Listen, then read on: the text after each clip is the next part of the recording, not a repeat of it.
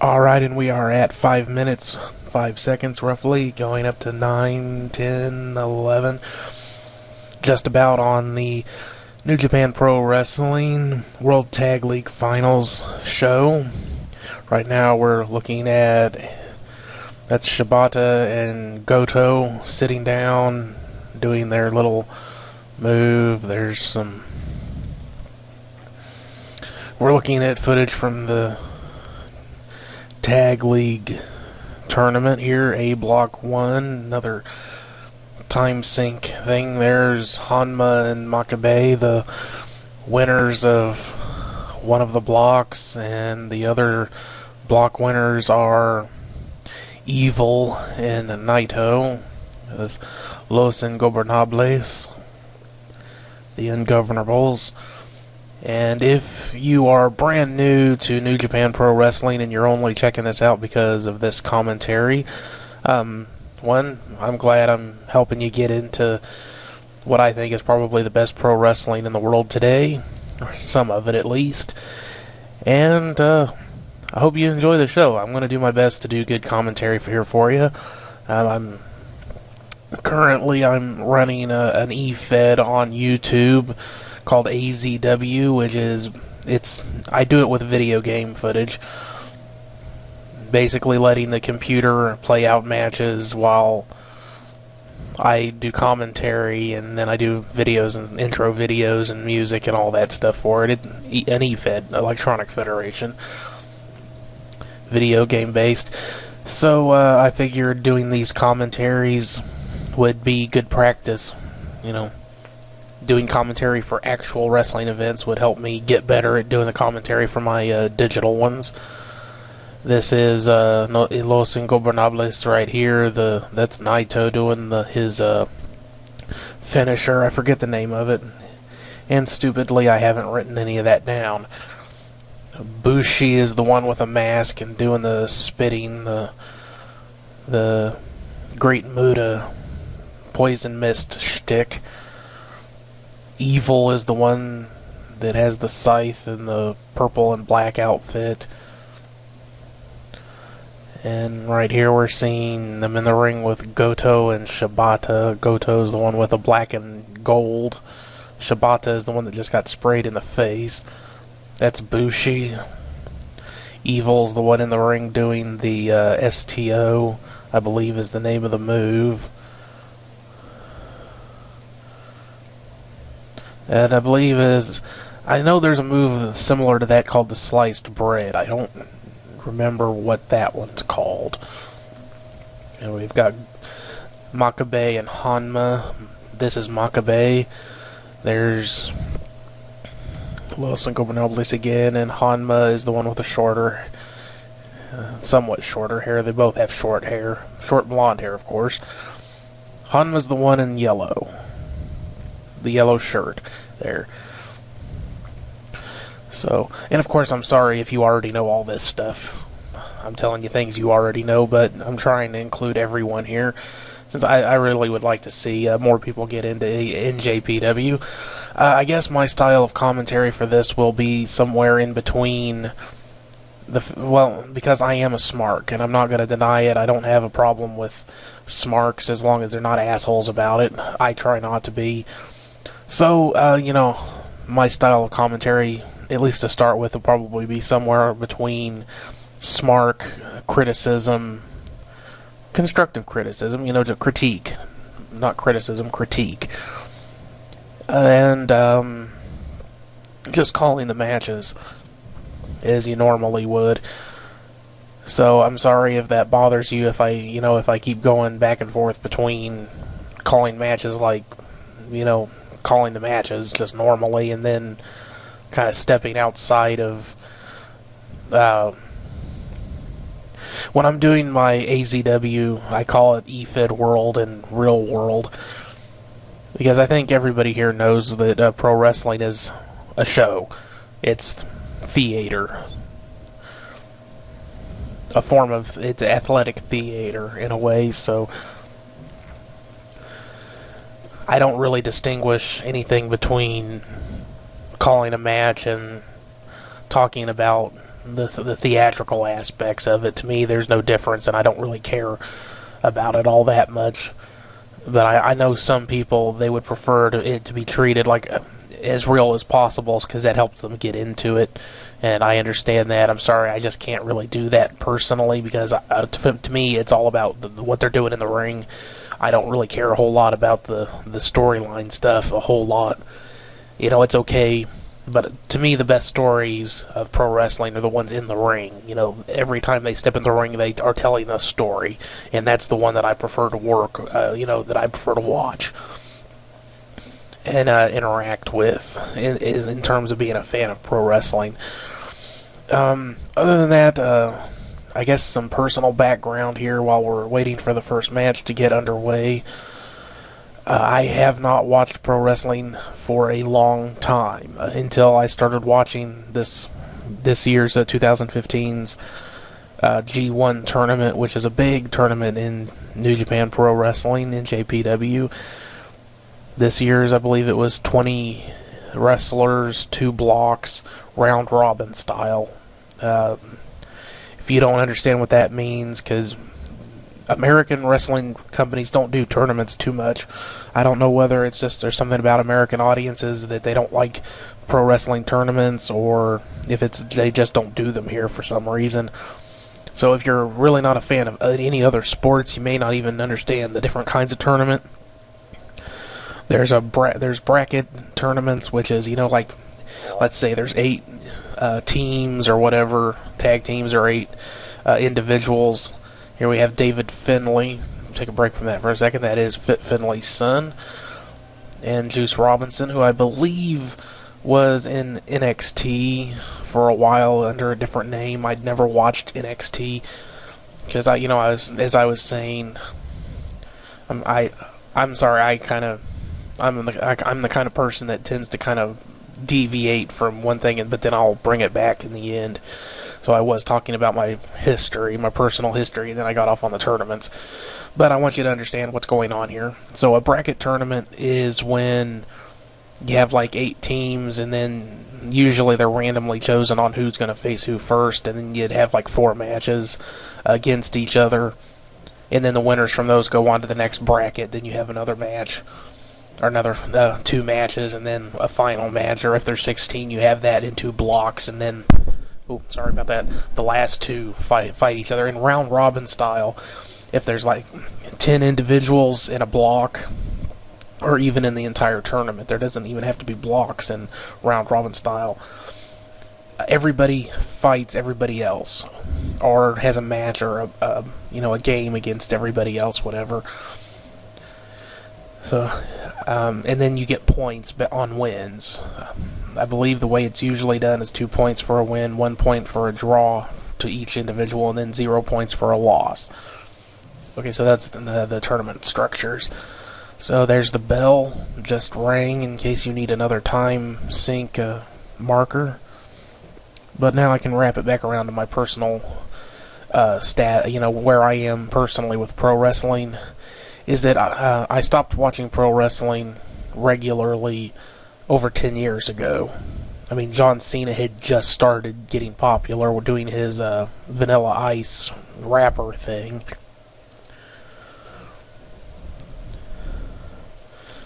And I was just sick of it. WWE, it was the same shit all the time. And as far as I'm concerned, and as far as I've seen, when I do bother to pay attention to them, they're still doing the exact same shit, basically. So I got sick of it. I watched some of the indie stuff. I guess for me personally, my fit pro wrestling wise was ECW, which I discovered a grand total of 3 months before they went under. But since then, I like the gimmicky hardcore wrestling, but I also just like pro wrestling like this, which is what NJPW does absolutely better. As far as I'm concerned, they do it better than anyone else. I think Ring of Honor, to me, is a bit dry, a bit too clean cut, I guess. NJPW has that perfect strike between old school, new school, but it's just classic pro wrestling. They don't have to have big, huge soap opera storylines just to get people in the ring with each other. They let them do good matches, great matches. Everybody, as far as I've seen, they don't keep people down. People are allowed to shine here in NJPW, which I love. That's my thing that I loved about ECW is that it wasn't like, there were clear hierarchy there. The stars were the stars, but even the newest people, if they were on a pay-per-view, they were allowed to have a good match. Sorry about that popping. WWE, if you're on the undercard, they treat you like you're a fucking leper, practically. Seemingly. So, I watched some of the indie stuff, CZW, a little bit of Ring of Honor here and there, PWG, that's Pro Wrestling Guerrilla, Chikara, some of the indie stuff. I'd watch it off and on over the years, but for the most part, I've just my interest in pro wrestling is ebbed and flowed. Sometimes I'd get the bug to watch it. I would for a while, and then it'd go away. But then I decided, because somebody else did some of these English commentary tracks for the G1 Climax tournament, I started getting into that, and I've really enjoyed it. So, to me, this is that's one of the reasons why I want to do this. And I'm sorry I'm not calling the match, I'm just talking about myself, but this is the very first one of these I've done, so if you're going to be following along, felt that it would be a good idea to run my mouth about myself a little bit, since you're going to be hearing my voice through this entire damn show, and you have no clue who the hell I am. And let's be honest here, this is a Young Lions match, which is a nice little segue out of personal bullshit into the actual match that you're watching. So, in New Japan Pro Wrestling, I'm not sure about other promotions. I imagine they have a similar system in the others, because it's based on the old school martial art dojo system. When you go into a Japanese promotion, at least NJPW, from what I know about it, as a young wrestler, hopeful, whether you're totally green, or have some experience, they put you into their Young Lions system, which is a training program. And it is kind of their way of developing new talent. It is their way of developing new talent. There's a nice double team move there. The double arm drag. Some more double team action with a senton and a big splash from Juice Robinson. David Finlay taking, I believe that's Kamatsu, out of the ring there. So there's Juice Robinson doing some dancing with his green trunks. So the way their system works is kind of, like I said, it's based on the old school martial arts dojo system. Whereas, I'm not sure how true it is, but supposedly the Young Lions, the up-and-comers, the rookies, are supposed to clean everything, clean out the dojo, the practice gym, and all that stuff, and do all the grunt work, while in exchange they're getting trained. And, part of the training is that once they are allowed out in front of an audience, they lose a lot.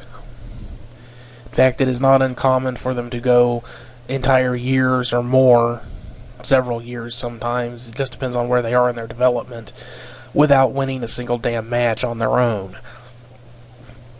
But, of course, the upside of that is that it teaches them to be team players, because, as I was saying earlier, pro wrestling is a type of theater.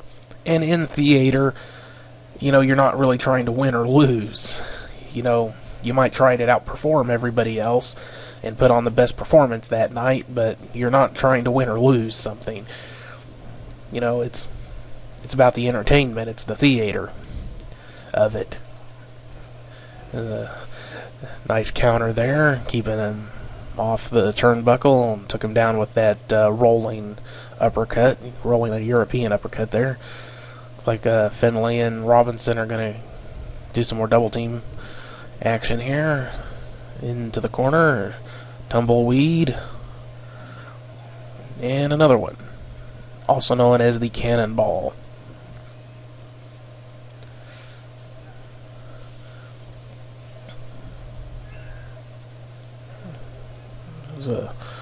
rolling slam. I'm not sure what the proper name for that would be. Just a rolling slam, I guess. And we've got Komatsu is the Japanese gentleman with the short hair, and Sho Tanaka is the one with the longer, shaggier hair. But as I was saying about the Young Lion system, part of it, the reason why you've got three of these guys that are all dressed the same is that they are not allowed to develop a persona until they've graduated. I mean, they're allowed to start developing some personality, but again, it's part of that whole teamwork thing. There's a nice splash from the top there. Count broken up. It's Robinson being taken out of the ring. And we've got a Boston Crab. Looks like, yep. All of these guys have really good crab variations. The single leg crab and the Boston Crab. And I think I applaud that, because I think if you cannot do a good looking crab, single or double leg variation, if you cannot pull off a good looking crab as a wrestler, then how good are you? You know, it's the most basic submission hold in the entire damn business. If you can't make it look good, then you need to go back to the gym for a while, if you know what I mean. Alright, so that was Sho Tanaka and Komatsu picking up the win. I believe these two are the most senior of the Young Lions, so I wouldn't be surprised if they're going to graduate here pretty soon. And as I was saying, a little bit of that critique, I don't think I agree entirely with the keeping them from developing a persona. I love the Young Lion system, teaching them teamwork, humility, you know, basically saying to them, yes, you're here to become stars, but you do that by working with everyone else. You aren't, you know, you can't do it on your own. It's one of my favorite things that I think, I can't remember who said it. It was one of the wrestling legends said it, is that if you think that you're such a big fucking star, go out there in the ring by yourself and see how long it takes that audience to turn on you, because nobody else wants to work with you. Pro wrestling is a team sport from an athletic standpoint, because the goal of pro wrestling as an athletic competition, if you will, is to put on the best show, and in order to do that, you have to work with the other people.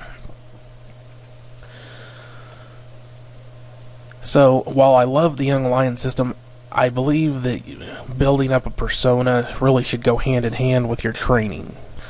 So I don't know if I care for the way that they're kind of, you know, kept from standing out apart from each other. I guess that has benefits, but I kind of feel like individuality is very important. Developing personality, persona, and who you're going to be is very important to pro wrestling. I think that's just as important, if not more important in some cases, than your in-ring abilities. This is Jay White here, and if you can't tell, yes, he is another Young Lion. They all, as I said, pretty much dress the same. Juice Robinson has had more training because he was in NXT. I imagine that's why they allow him to have the green outfit rather than just straight black, but I can only guess at that. And coming out to the ring now, we have Mascarita Dorada, Lucha Libre wrestler, luchador, a champion in Mexico. You can see the title belt there. He has been on loan to NJPW as long as I've been watching the promotion, since the G1 tournament, but that's only been since the summer. And it's actually pretty common for cross-pollination, if you will. I guess it's actually kind of a tradition, especially for the lightweight types in Japan, to go on a learning excursion to Mexico.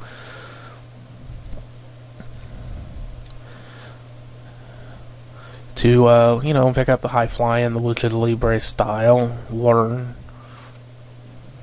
Often they'll also come here to the United States and learn some of the more U.S. style. Because, yeah, if you've never watched Japanese wrestling before, you will find that there is a bit of a different style here. You'll already have noticed some differences, I imagine.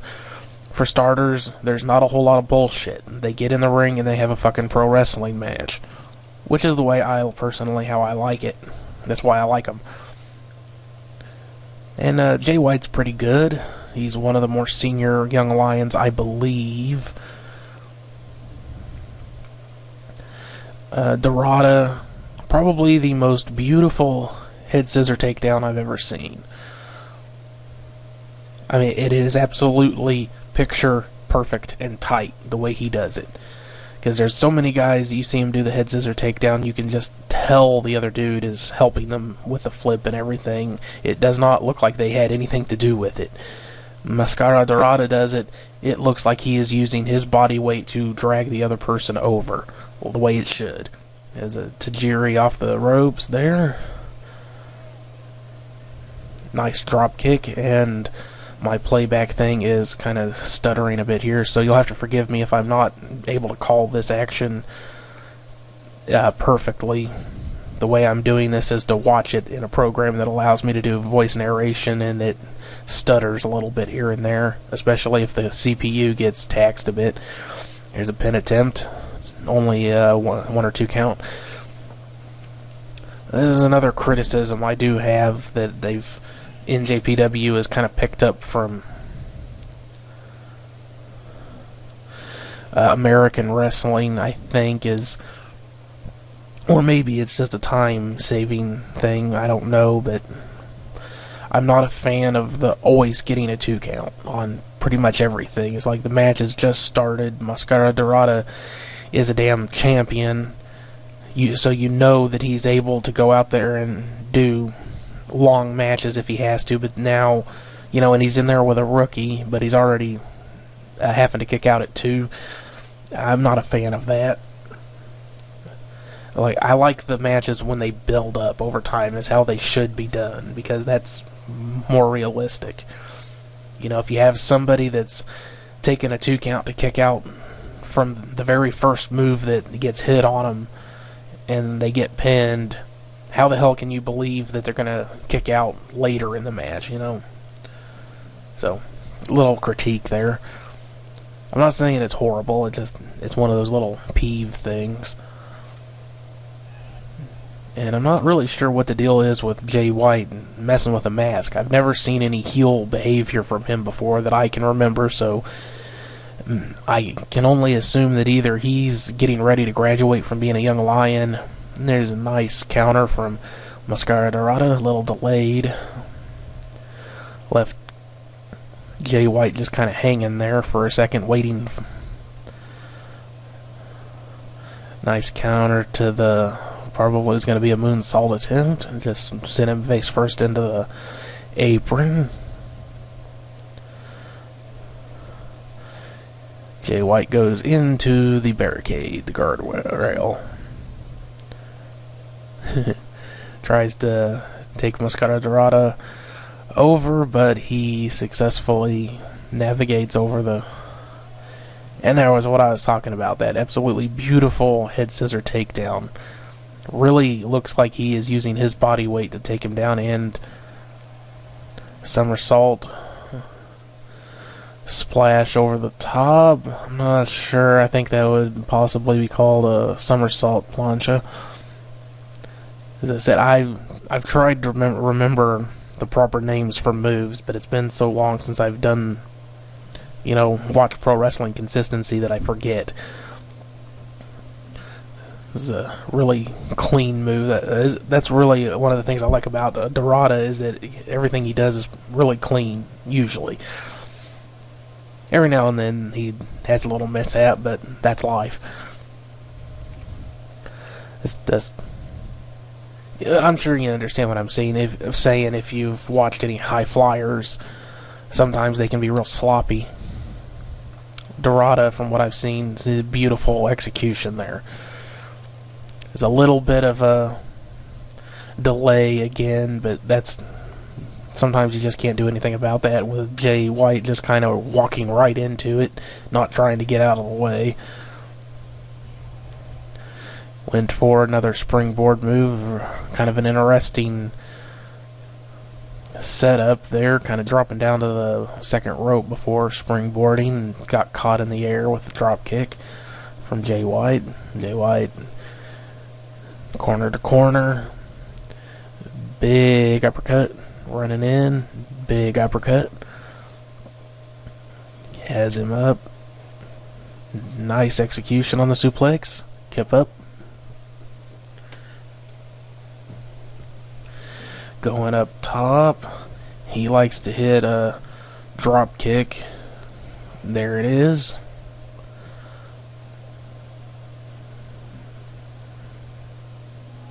Only a 2 count. You know, that's a sequence of events that moves that makes sense for a 2 count, but that's what I'm talking about. Early on, taking a 2 count just to kick out of a leg drop makes it a little bit less believable for him to kick out of a good sequence of moves there that deserved a 2 count or even a 3 count there. So, as I said, just a little pet peeve, not a big deal. Big kick. Got Jay White just kind of hanging out while Dorada gets up there, goes for Hurricanrana. Excellent execution, but again, a bit of a delay, just leaving Jay White just hanging out. And again, you may not even see it that way. That's perfectly fine. It's just kind of a pet peeve for me. I like things to be kind of crisp, and if you know it's going to take you a bit to get up there to do the move, hit him a couple more times or something. There he is, 1, 2, 3. Mascarita Dorada just picked up the win on Jay White. Absolutely expected. There was really no chance of Jay White pulling out a victory there. And we've got someone coming out to the ring here. I've watched this once before, just so I can enjoy it, so I know who it is, but I'm not going to tell you until they show it. And it is Bushi from Los Ingobernables, the Ungovernables.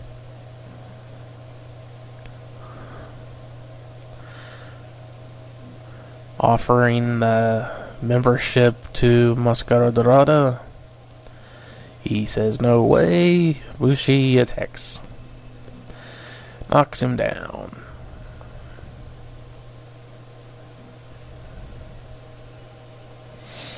And he goes after the mask.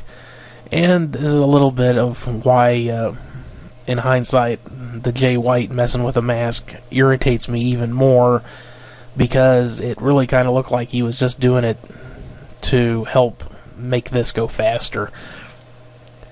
So that can only be taken one of two ways. Either it was just a setup right from the beginning, it's just kind of, again, even though personally as a smark, I don't care about the theatrical aspects of pro wrestling, it is little things like that where they're giving things away that do bug me. Because I guess it's just that I tend to watch wrestling almost from an insider point of view, even though I've never been in a promotion or worked in pro wrestling. I do watch it as if I had, because I'm interested in storytelling and stuff. I'm a writer. I do game design and the AZW stuff on YouTube and all that, so I always it's just little tiny things like that bug me. Why was Jay White fucking with his mask? Like I said, there's only two reasons. Either one, just to help set that up, which makes it bullshit, or Jay White's going to join in Los Ingobernables soon. And I'm kind of hoping that that's the case, because then it makes more sense. But otherwise, you're still just left kind of hanging on, why was he messing with the mask? I'm sure most people wouldn't even think about it at this point, since that was early on, and, this was, even though it was a short match, it was long enough that I'm sure a lot of people would have just put it out of their heads, but to me, it just kind of, like I said, it just leaves me going, why? So I'm sorry if I'm bugging you with the way I'm doing my commentary. But like I said, I am a smark, an unapologetic smark, so hopefully you'll be able to enjoy the commentary for what it is. And at least you'll know what's going on. And of course, this is a face, well, a mask you should recognize there, Jushin Thunder Liger. He's done some work in the USA. Did some work with WCW. I think he did some work with NXT. Had him one match or something not that long ago. So even to younger pro wrestling fans, Jushin Thunder Liger should be recognizable. And if not, what the hell is wrong with you? He invented the shooting star press, if I remember correctly. So, significant name in pro wrestling.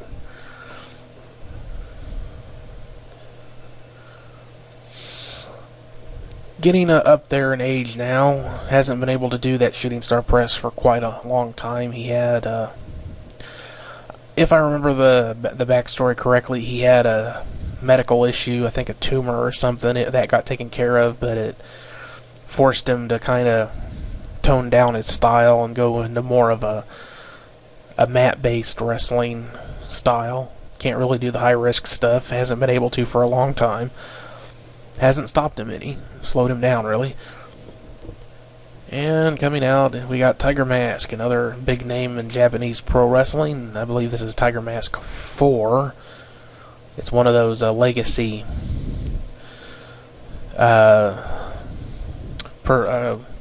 characters. It gets passed on. Maybe legacy isn't the right word, but Tiger Mask is it's a character that gets passed on from one wrestler who uses it to the next when they feel like it's taken them as far as it can, or they want to retire. And with him is Taguchi, who is a bit of an oddball, but I think American audiences would dig Taguchi. Some of them. Tiger Mask, of course. As I said, big name in Japanese pro wrestling, excellent performer, the current one. They all have been. If you ever have a chance to pick up a copy of the, what is it called, the Faces of Tiger Mask, or it's a 4 DVD set of Tiger Mask, or something like that goes over all the incarnations so far. And all of them are excellent performers in their own way. Somewhat different styles through the course of the history of the character, but all excellent pro wrestling performers. And I did not touch on Kushida. Kushida was the one that came out in the orange vest. He's got a whole Marty McFly Back to the Future thing going. That's him with the mohawk and the white... the base white trunks there with Liger. Taguchi is in the green with a funky weapon on his butt, which is his style. And Kushida, kind of a big name right now, up and comer, rising star here in New Japan Pro Wrestling. Tag team wrestler, recently held the junior heavyweight title. Lost that to another guy, Kenny Omega. Got some chain wrestling here. Pretty common way to start off a match with New Japan Pro Wrestling. The smaller guys especially do a little bit of chain wrestling here.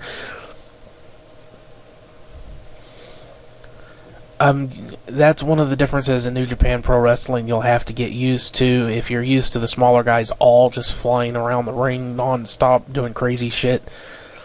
You're going to have to get that out of your head because, as I said, New Japan Pro Wrestling is based in old school pro wrestling.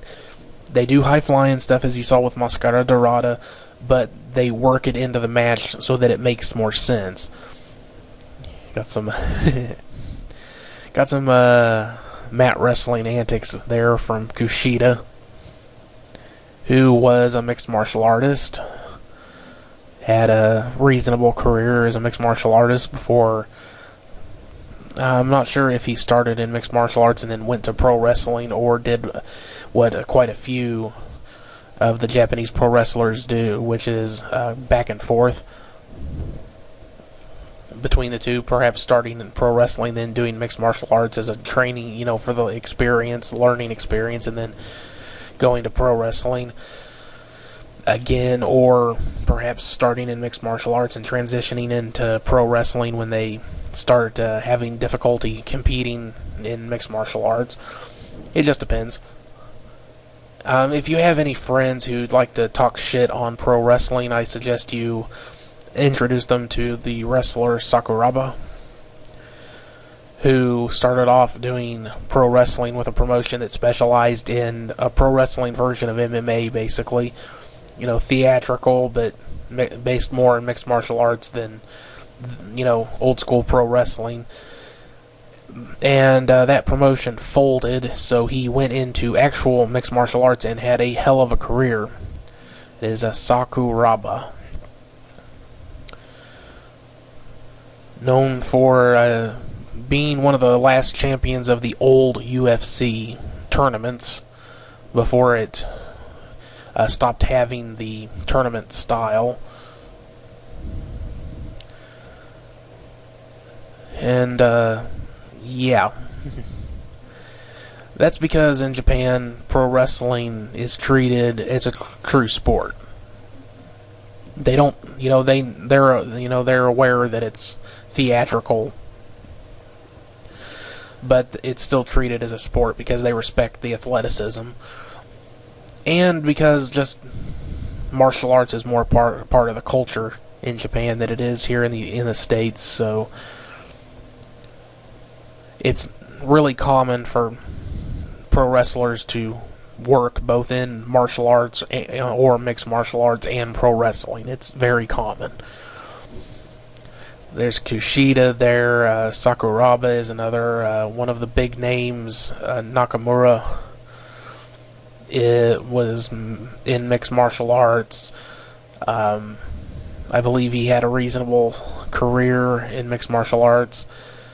Another one, Shibata, was in mixed martial arts. Didn't do that well, but picked up a lot of experience and really developed a style based on mixed martial arts. So there's quite a few names that, and I imagine that a good portion of the pro wrestlers in Japan have spent some time either in martial arts of one kind or another, mixed martial arts, just depending on the era they come from.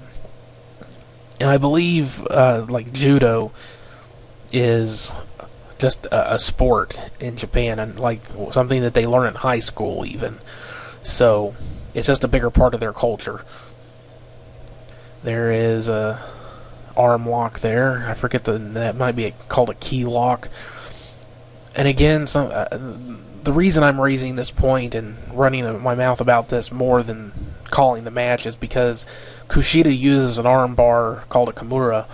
It's a Kimura lock. That's his finisher. He doesn't have some big, huge, twirly somersault splash as his finisher. He can do that stuff a bit here and there, but he uses a submission hold as his finisher. So, as I said, and again, if you're already a viewer of New Japan Pro Wrestling, and I'm just telling you shit you already know, I'm sorry. But I'm trying to make this accessible to people who don't have any idea what the hell they're watching, what's going on. And Jushin Thunder Liger and Tiger Mask, if you missed it and you were watching NJPW, these two are now having a rivalry. Because they were tagging together for quite a while. But then Tiger Mask won a title, and Liger wants a shot at that title, and it's developed into a bit of a rivalry here. Perhaps even a bit of a grudge between the two of them. They seem to be kind of pissed off at each other. There's Kushida softening up the arm, because as I said, he uses a submission hold for his finisher. Tilt-a-whirl backbreaker, big backbreaker there. Kushida will probably want to tag out here. Tiger Mask will probably want to do the same. There comes Taguchi with the funky weapon. funky weapon. That is his martial arts style, the ass thrust. Funky weapon. One of those weird things there is the funky weapon into the face again. Little dancing, funky weapon. Funky weapon. And a little bit of unnecessary taunting and rubbing the ass in the face. But as I was saying, one of the weird things about Japanese wrestling is they do not really like comedy wrestling, but for some reason they really enjoy somewhat goofy antics like the funky weapon. I guess it depends on how it's done. Because like with Taguchi and his funky weapon, it's kind of silly, but it's also his style. And that means it's kind of like a martial arts style. So there's that Kimura lock, also known as a double wrist lock. What he is doing there, he's going into an arm bar, trying. Has the arm bar locked in, but Taguchi gets to the ropes. The double wrist lock, basically what he's doing is he's got a hold of the wrist and is twisting one way while twisting the other way with on the hand, I believe is how that works. Arm breaker. Now I could be mistaken. It could be that the hand on the hand, that with one hand on the hand he's tweaking the wrist, and while the other one is tweaking on the elbow. There you see it applying pressure to the wrist and the elbow joints. Got him double underhook, and the lock is in. Taguchi, amazing transition there. Okay, maybe not amazing, but excellent transition there into Fisherman Slam. Got a couple suplexes there. Kushida goes behind. Taguchi off the ropes. Eats a forearm.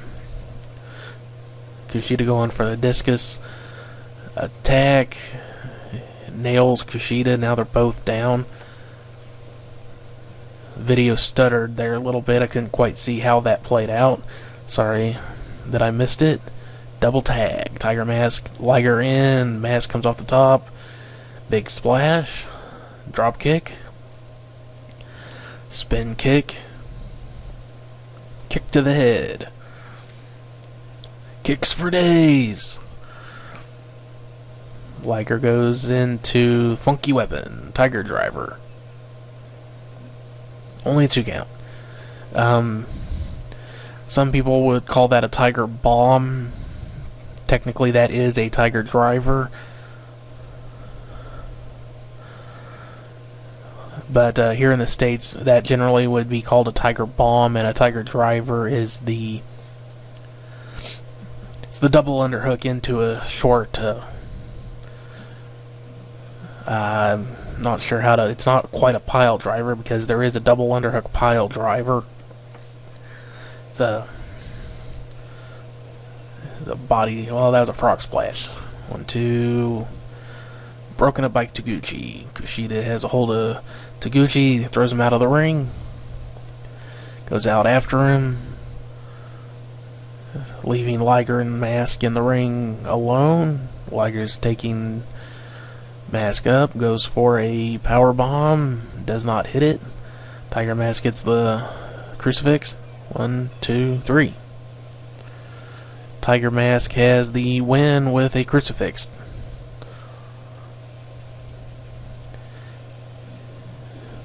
And it would appear that Liger is kind of pissed off and bewildered there in the corner. Having it out with the ref there.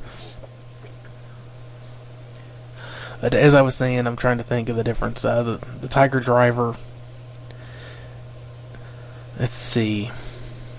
You get him in the double underhook, you pick him up, and kind of drop them down on the top of their, it's kind of an abbreviated power bomb pile driver kind of looking move.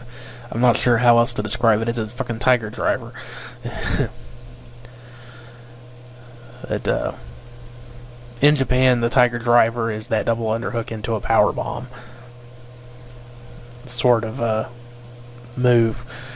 And then the double underhook pile driver, you actually pick them up completely in a vertical position for like you would with a pile driver, and then you drop down sitting position to the pile driver. I don't think I've ever seen anybody do a double underhook tombstone, onto the knees. I'm sure somebody has at some point.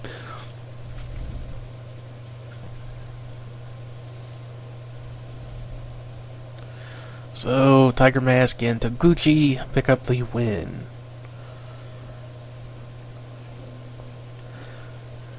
And Liger is glaring daggers at Tiger Mask. Very, very much not happy, I think. Kushida trying to get his ass back out of the arena so things can move on, but Liger is pissed. Got taken out with a crucifix roll up. Bow to the crowd.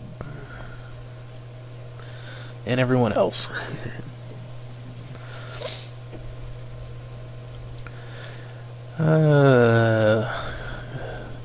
Goodness gracious.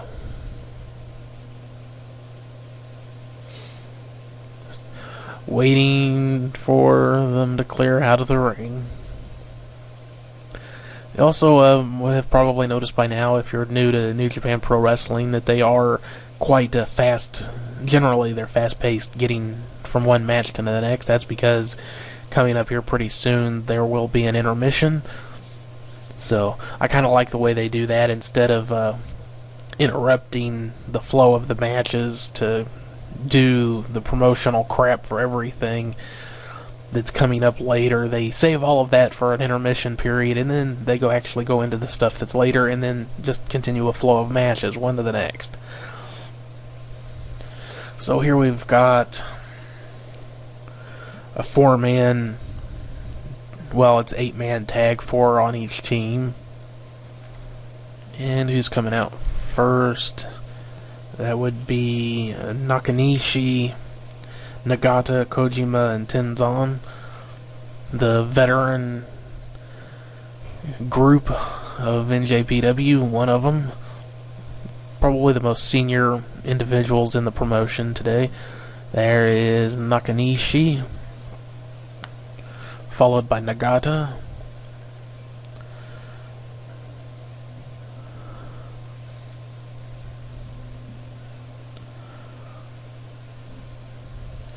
Two veterans of NJPW, the Strong Style, which is probably the perfect halfway blend between martial arts and old school pro wrestling. Japanese Strong Style, a bit more emphasis on the strikes, so maybe a bit more than half and half. Doing a little bit of warming up there. If that looks a little odd to you, that's what they're doing, is warming up. Just kind of, getting the blood pumping good. This will be Kojima and Tenzan coming out here. Been working as a tag team for a while now. There you can see it as Tenkozi. Two more veterans of NJPW. And when they come out, Tenzan will be the one in the bull mask.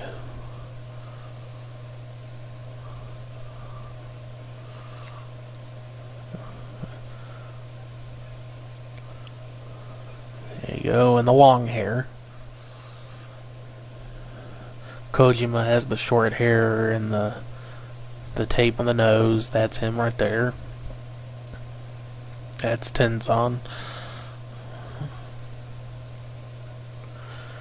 And unlike my fellow English commentators of NJPW, the few that there's a couple of different teams that have been doing this, I am not going to talk shit on Tenzan for his pace in the ring. He obviously has bad knees. Leave the sumbitch alone. It's just that sort of thing gets on my nerves. People talking shit on somebody because they have, it's obvious he has bad knees, but he's still out there doing his thing. He's still putting on good matches, entertaining the crowd. Leave him the fuck alone. And here comes Bullet Club. The latest incarnation of the why won't they fucking let it die NWO bullshit.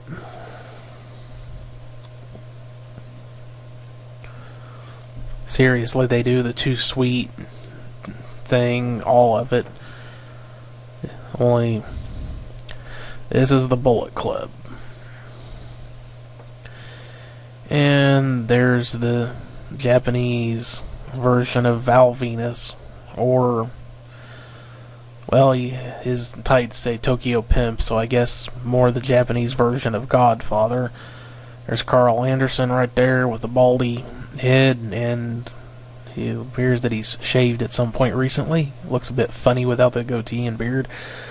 There's Doc Gallows there behind him with the face paint. Big dude.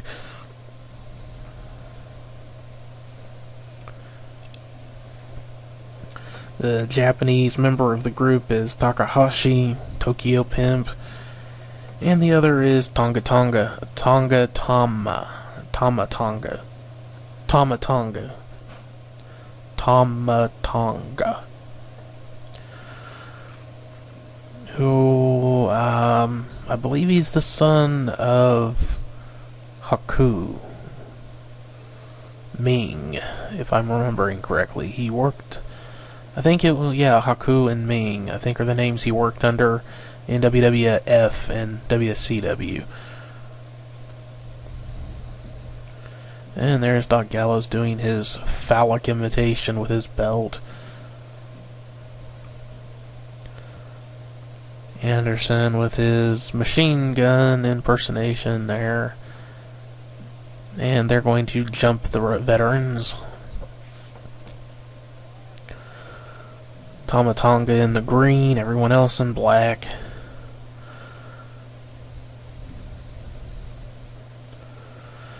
And yes, there is an attractive, beautiful woman out there. Let's stop talking about pro wrestling and the pro wrestling promotion to talk about the fucking whore. I don't care if she is or not. It's just, this is pro wrestling. If I wanted to look at bitches, I'd look at them online. I can do that all I want, if I want to. I watch pro wrestling for pro wrestling. That's why it's called pro wrestling, because that's what you're supposed to be watching when you're watching pro wrestling.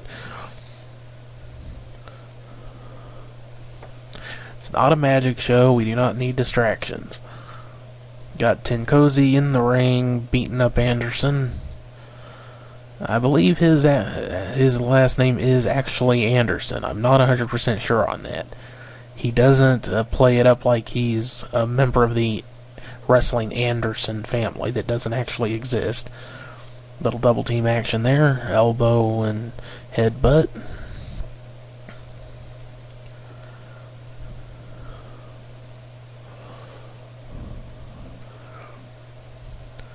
And Kojima doing his lightning chops in the corner there.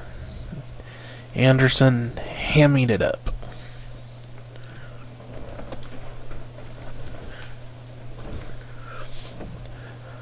I actually don't mind the Bullet Club that much. It's just there's some of the things they do that does get on my nerves a bit. Like the gang attack crap. I've always hated gang attack crap. Just because it screws it up. I mean, I want to watch pro wrestling. I don't want to watch a gang beating. Or, a gang war or whatever. Like I said, if I wanted to watch that, I'd watch that. I'd find a way to watch that. It's called pro wrestling. I want to watch pro wrestling. Now we've got Anderson going to copy Kojima, which is one of his shticks that he likes to do, is to copy other people's moves to piss them off. Copy their taunts. looking quite strange without the facial hair. Only 2 count.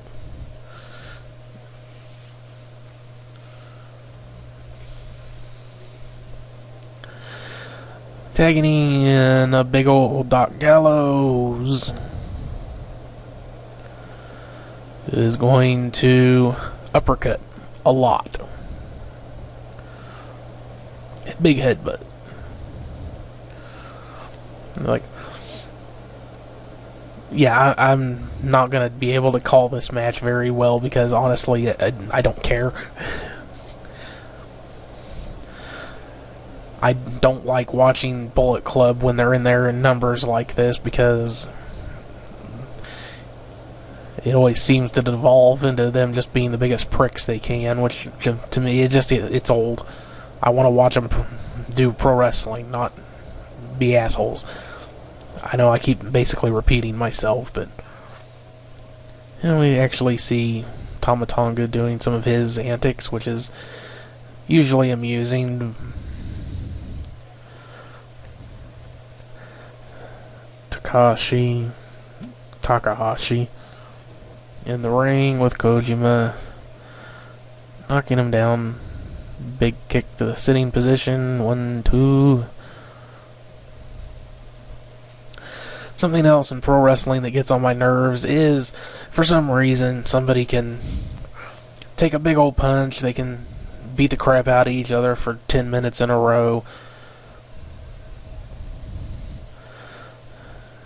practically kill each other, appear to, but for some fucking reason, all it takes is one smack, knocking them down off the apron during a tag team match, and it takes them ages and ages to get back up on the apron. There's a tag into Tenzan. Knocks him down. Smack, smack.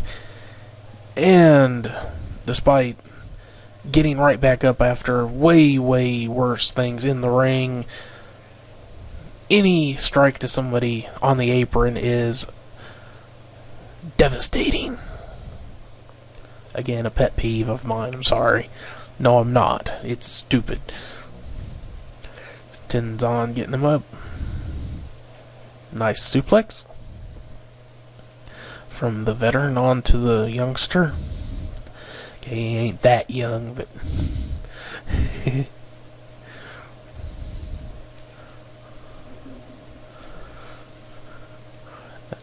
Going into the ropes, but eats a kick. Takahashi, it's taken over in kind of a Samoan driver there, reminiscent of The Rock. Has him in the Cobra Clutch, which I believe that's the Cobra Clutch. Side Cobra Clutch. It's another arm lock variation that he likes to use. Tama Tonga mocking Tenzan in his Mongolian chop.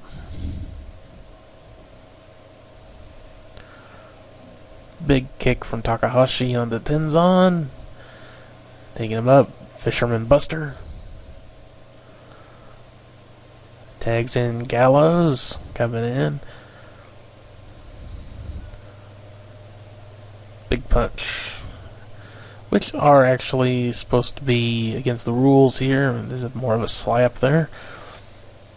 Headbutt to the chest. And another one of those uppercuts, which he makes liberal use of. Tenzan with his falling spin kick.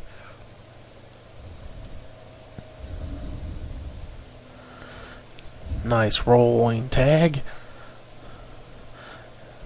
Tags in a Nagata, Blue Justice, who is just kicking the hell out of Doc Gallows. Irish whip, reversed. Off the ropes, rolls. Fakes out. Dropkick to the knee. Gotta love Nagata, who despite being in his 40s now, mid-40s I think, is still having some of the best matches of his career. Gets out of the way, nails Gallows once again, takes the big man down with a suplex. It's a T-bone. Only gets a 2 count before Anderson breaks it up. Rolls tags, brings in Nakanishi. Big man Nakanishi, who is just slapping the shit out of Gallows. The look on Gallows' face right there, that was good. See, this is when I like it. This is when the Bullet Club is good, and they're in there, they're having a good match, not having to resort to all the bullshit tactics. See, that's,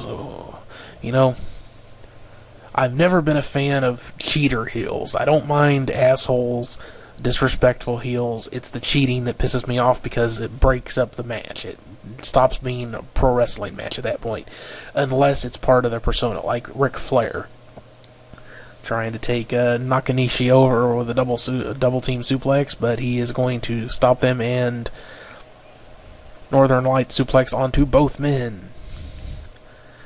Always impressive when he pulls that out. Setting up for a double team move here. Looks like going for a double clothesline, I would imagine. Clothesline and a big kick.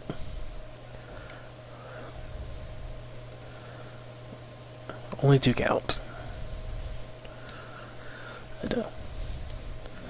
I guess it's just one of those, with the cheating, it's one of those odd distinction things. When it's one guy cheating, I don't mind it as much. I don't like the gang attacks and stuff, because then it's like they're not supposed to be in the ring, they're not supposed to be involved. And I know it's supposed to piss you off, that's part of the story, but for me, it pisses me off for the wrong reason, because it's disrupting the match. There is the double team, the 3D from Tenzan and Kojima, I believe. Some stuttering on my video again. So Nakanishi chopping Anderson, getting him up in a torture rack. Eats a big kick from Gallows, takes him down. There's a stun gun from Anderson. This is the cutter. Koji also uses a cutter, but he uses it as a more of a softening up move. There is 1, 2, 3. The double team from Gallows and Anderson on to Nakanishi.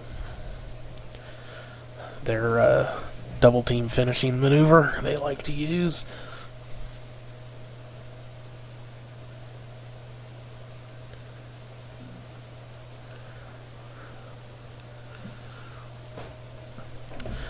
This poor Takahashi needs to get a hug from the stripper. Like I said, I really don't care who she is or what she does for a living. It isn't. And beating them down for no reason just because they're supposed to be the heels. I guess all it is that my taste in pro wrestling, I prefer the more realistic approach to doing pro wrestling, and it makes no sense to cheat, because if you get caught cheating, you lose. Although in Japan, getting DQ'd is rare. In New Japan Pro Wrestling, it takes quite a lot to get disqualified. But I don't know, I guess that's just a personal thing for me. I want to watch a pro wrestling match, and the cheating fucks that up, as far as I'm concerned. When it's groups of people cheating like that, it stops being pro wrestling and starts being about how they're supposed to be the bad guys, just because they're the bad guys. There's never any real reason for them to be bad guys, they just are. That was always one of the big things about heels in old school pro wrestling, is that if they were cheaters, it was because they needed to cheat. Or it was just part of the way they did things. But when it gets in there and you have like these big groups of guys and they're just doing it to do it. There is no reason behind it. Like Doc Gallows and Carl Anderson are the current heavyweight tag team champions of New Japan Pro Wrestling. They won those titles fair and square. They didn't need to cheat, as far as I remember from watching the match. And we've got some Ring of Honor promo stuff going on, because there's going to be some crossover here.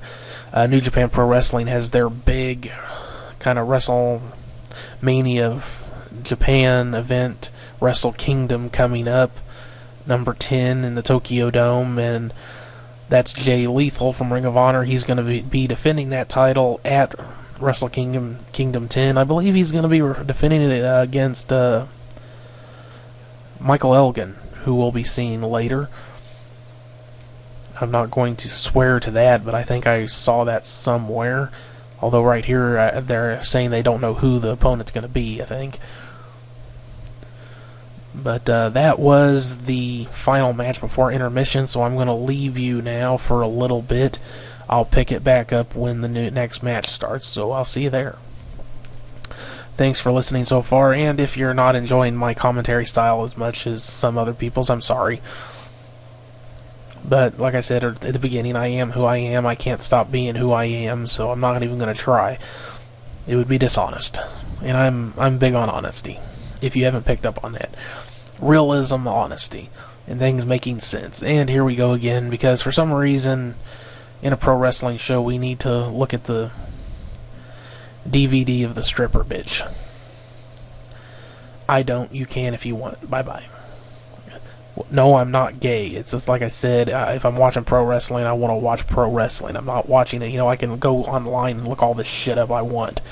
I can find chicks way better looking than her, completely nude if I want. Okay, so absolutely no reason for this bullshit in pro wrestling other than as a way to waste time. So I'll see you when the matches pick up later.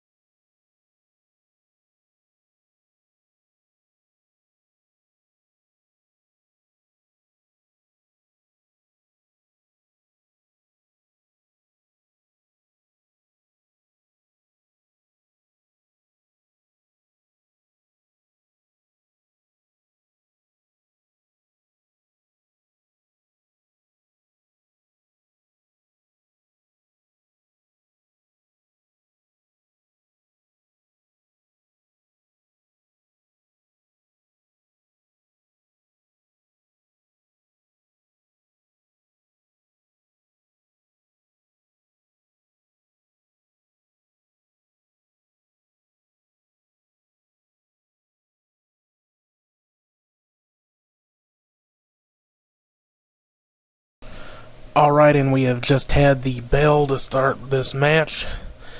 This is the Kingdom from Ring of Honor and the Addiction, also from Ring of Honor. Addiction are the ones in black. It's Christopher Daniels in the ring now, Kazarian on the apron, going up against the Kingdom, who are in the hot pink, which are Tavern,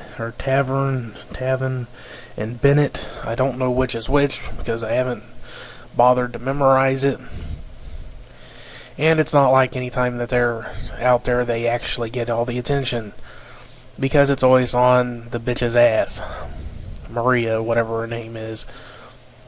I don't really have a problem with women. Really, it's just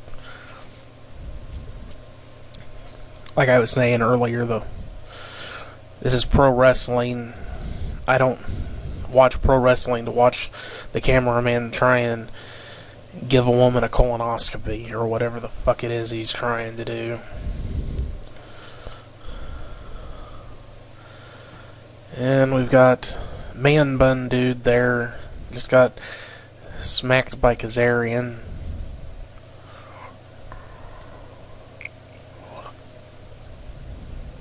A kick, then a clothesline to the back, double stomp. I vaguely remember Frankie Kazarian was, when I saw him before in the past, he was doing some sort of like a futuristic sort of theme to his things, I think. Double drop kick and double drop kick.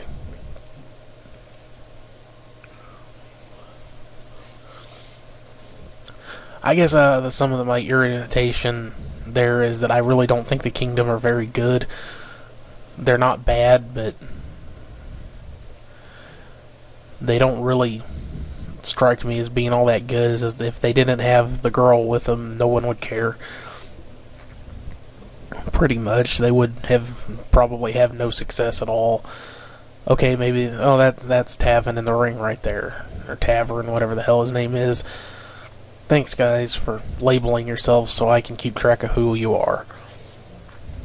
Tavern, I guess. Bennett's the dude with the man bun and the taped ribs.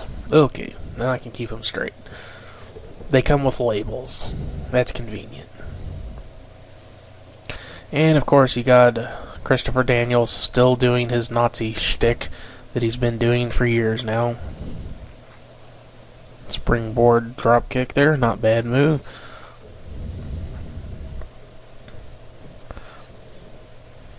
I don't really have a problem with Christopher Daniels. I always found it kind of amusing.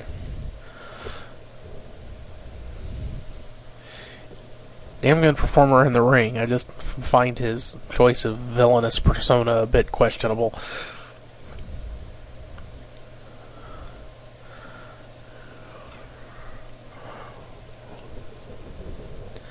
Again, it's like, oh, I'm the bad guy because I'm the bad guy. Boo me. That sort of thing.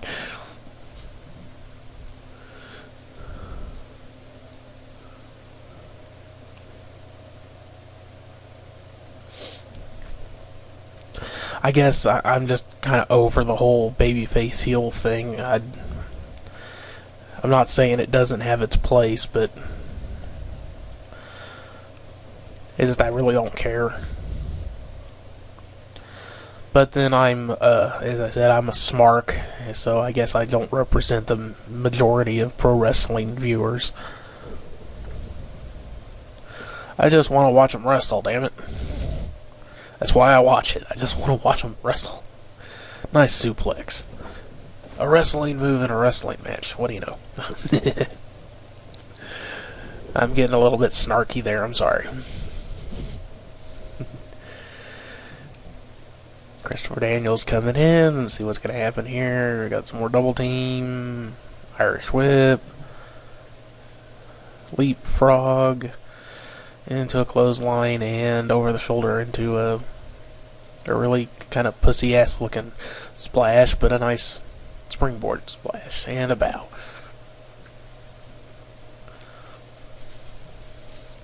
Asshole pin does not get a 3 count. Like it ever does. Grab the hair, drive to the mat. Headlock. And despite already being firmly in control, feels a need to do the heel bullshit.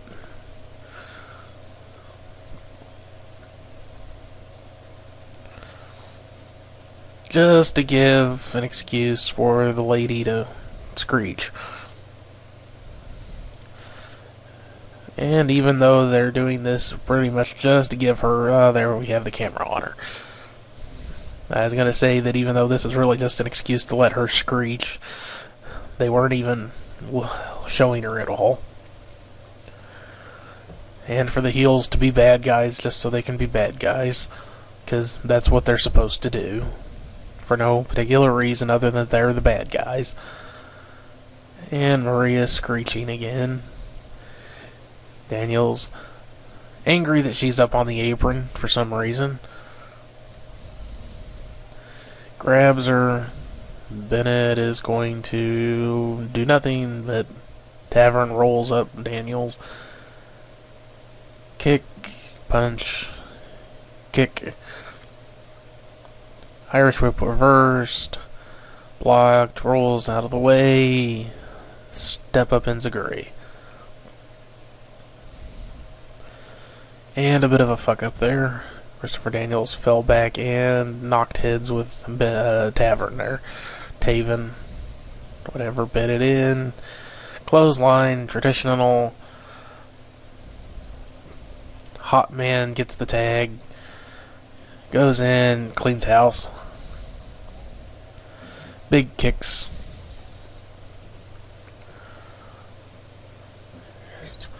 Witchy Woman Maria. Again. Kazarian. Irish Whip. Backdrop stopped. Taking him down. Catapult. Kick to the head. Elbow drop. Pin, only 2 count.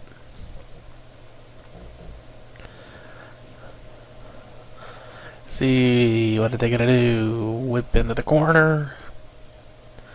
Bennett runs in. Clothesline. Jumping forearm. Out of the corner. Spinebuster.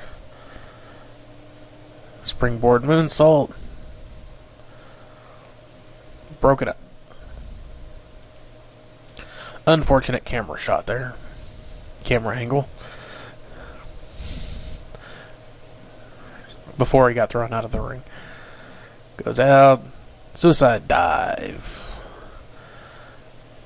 Slams Daniels right into the barricade.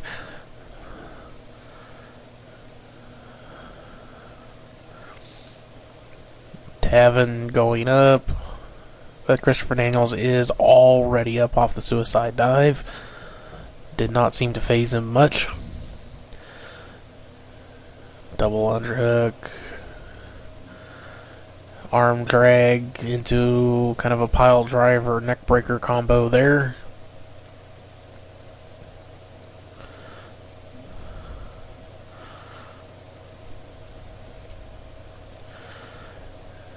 Going for kind of look, probably would have been a backdrop neck breaker. Super kick blocked. Not sure what that was. Couldn't quite catch it on this angle. Double choke slam, maybe. There's a sweep.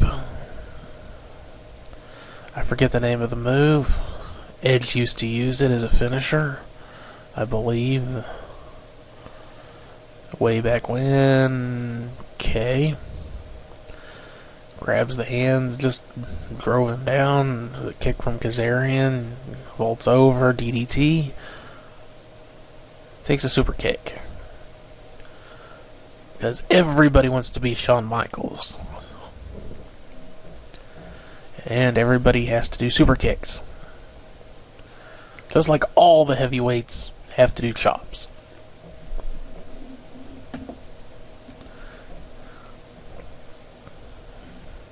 exchange of punches or slaps, just striking the hell out of each other. Catches him with the kind of a standing rock bottom kind of maneuver there. Kind of a cross between a rock bottom and a choke slam. Went for that double springboard he likes to use, Daniels, but got caught. I think we're going for a stuffed pile driver here. Super stuffed pile driver, and they hit it. Kazarian down, and a 1, and a 2, and a 3. There's the bell for a time signature if you need a syncing thing. And now we get to look at Witchy Woman again. And I'll just leave you to do that until the ring clears, because I don't really have anything else to talk about at this point.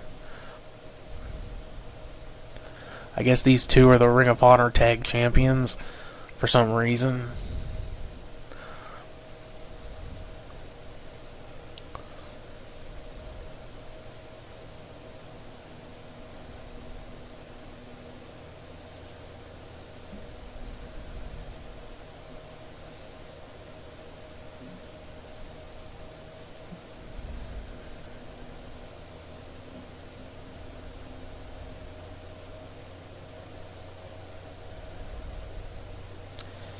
Yeah, you aren't that good looking, lady.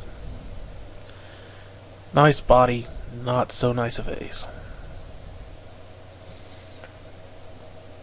It just gets on my nerves.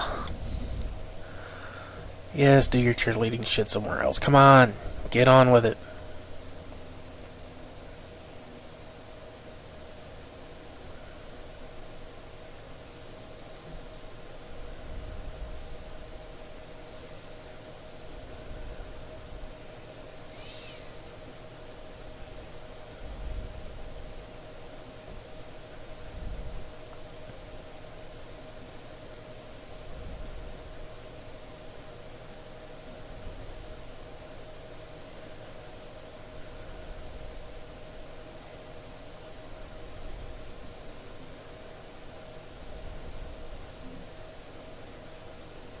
And apparently Jushin Thunder Liger is out doing some commentary.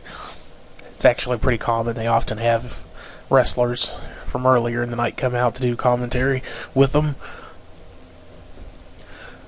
I could actually use somebody to help me with a commentary so I don't get off on my tangents so much. Keep me on track. Let somebody do play-by-play while somebody else does color. I've been doing practically nothing but color commentary this entire time. Oh well. If you don't know what's going on in the ring, then me explaining it to you, I don't know why it's necessary. I'm not saying play-by-play isn't necessary. I guess if I have to choose between doing one or the other for actual matches, although I tend to do more play-by-play on the AZW stuff, I guess I'm more of a color commentator for real-life wrestling. And here we have Bad Luck Fale, is the big Polynesian gentleman, I believe is his ethnic background, and the white boy is Scott Hall's son, Cody. Because when you think of badass, you immediately think of the name Cody. I'm just saying he might want to think about using a different first name.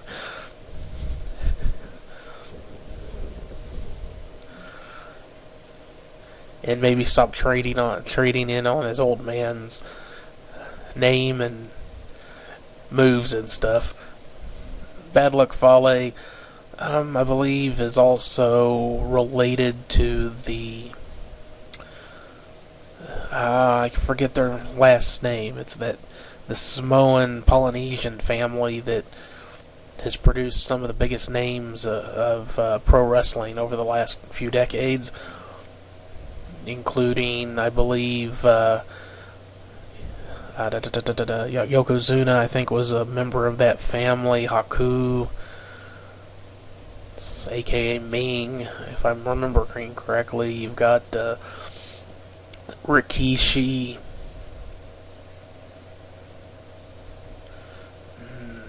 what was the name of that one tag team, the early tag team? I forget their name. I don't remember. There's been a lot of members of that family. There is Nakamura, who I think is one of the most entertaining pro wrestlers in the world today.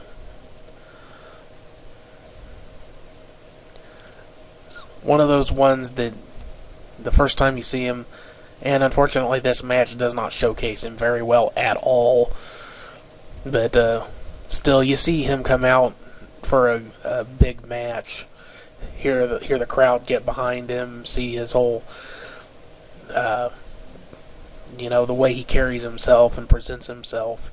It's one of those ones. It does not take much to become a fan of Nakamura. He is a very likable wrestler, and of course here's Hall rushing in to break up his standard intro, Nakamura's standard intro thing that he likes to do when his name gets called out. Hall being kind of a dick, but he will probably pay for it later. And the gentleman with the taped up abdomen and very brightly colored tights is Toru Yano, who is one of those ones I was talking about earlier who cheats a lot, but that's his style. Cheating is his martial arts style, so we laugh at Toru Yano. Did I really just start to call him Yoko Ono? Yes, I did. Toru Yano. Although when he gets into the ropes and starts yelling break, there is something of a similarity there. A little bit of taunting. That's something that Nakamura tends to do, is to mess with people. And see here, yeah, Nakamura is not amused. Ducks the clothesline, shoots in with a kick. You have got to watch those legs and feet of Nakamura. He uses a move similar to the Shining Wizard called the Bomaye as his finisher. I think from what I can tell from watching him, I mean, obviously there's inconsistencies with the way he hits the move, but it's more of a shin kick to the face rather than the knee to the head. It's more of a, as I said, more of a sliding shin kick rather than a knee. So I do differentiate between the Bomaye and the Shining Wizard, which was Kiji Muto / Great Muta's move for quite some time. I'm not sure if he still uses that. I think he still competes, well, performs, whatever.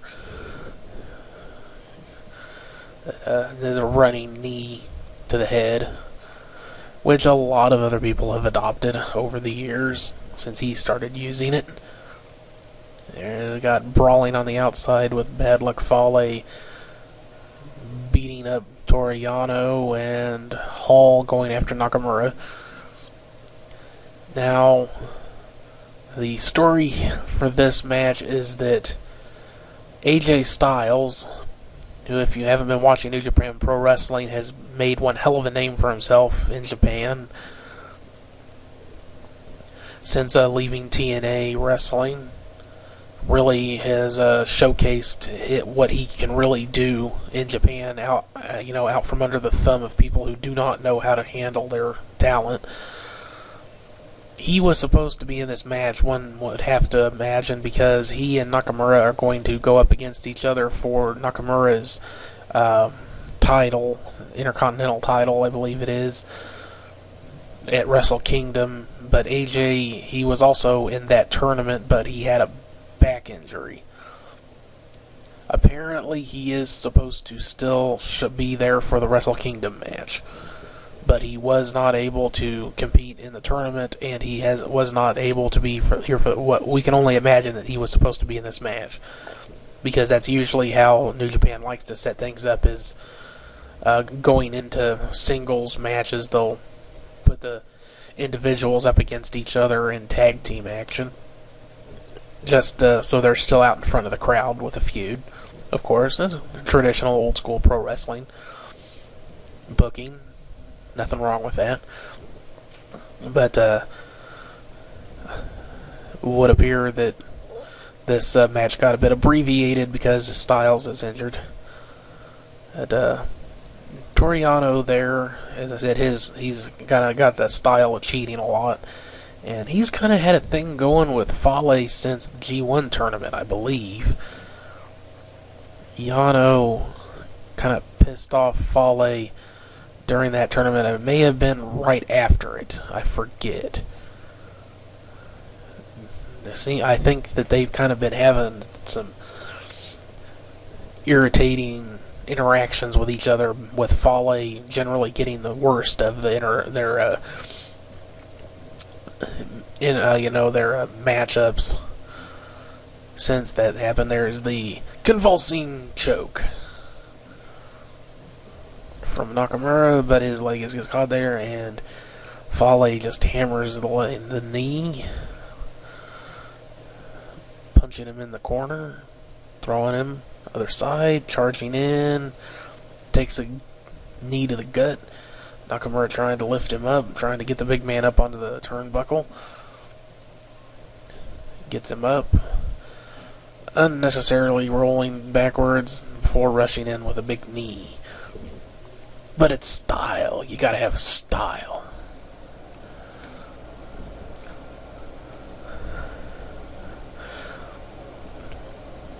It takes it a little too long.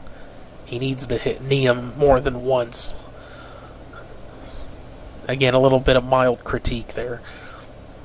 Just to maintain a bit more of that realism, I think he really should be kneeing him more than once before rolling away. Fale catches him with a Samoan drop. Hall doing one of his weird little over-the-top, not quite a springboard moves there with a splash, elbow sort of thing. Big discus lariat. Lariato. Only gets a 2 count.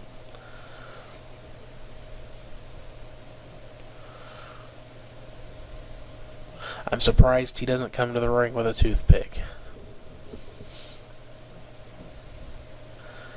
As technically, Hall is a young lion still. It's just that since he's part of the Bullet Club, I guess I didn't mention that Fale and Hall are also members of the Bullet Club with the other 4. AJ Styles is Bullet Club as well, and that Kenny Omega I mentioned earlier that is the current lightweight or junior heavyweight champ is also Bullet Club. And then there's a tag team that I forget their name. It's Nakamura running in, trying to hit the Bomaye, but got caught in a power slam. Kind of a short power slam there. Now they have him isolated, so we're going to see if they're going to try to injure Nakamura for the AJ Styles, try and soften him up. There's Toriano pulling Fale out of the ring. Toriano not really having much impact in this match. Nakamura going up, probably trying to hit that Bomaye again. Hall just manhandling him now. Toriano is taping Fale out of the ring. Dropped Nakamura down onto his knee for a knee or gut buster. And Toriano out there doing his thing, cheating. Because we laugh at Toriano and his cheating. And what's he going to do now? Hall calling for the move he's ripped off from his father because he can't come up with something better. Even though Fale himself also uses the same move, and Bomaye. See, there it did look more like a knee strike, so I'm not sure. I still say that the way he does it is different from the Shining Wizard. Maybe not a huge amount of difference, but enough that I would say that it deserves the distinction of being its own move, not just called the Shining Wizard. It's the Bomaye. And now we have more Bullet Club guys back in the ring attacking Toriano for some reason. Do not know why they're in there attacking Toriano. Maybe Toriano is injured and this is a way for them to get him out of the promotion for a little while he recuperates or something. I do not know what's going on with that. Or maybe they're trying to set up another match against Fale with Yano or something. I don't know. Do not know. I am a bit clueless as to what the hell is going on with that. Oh well.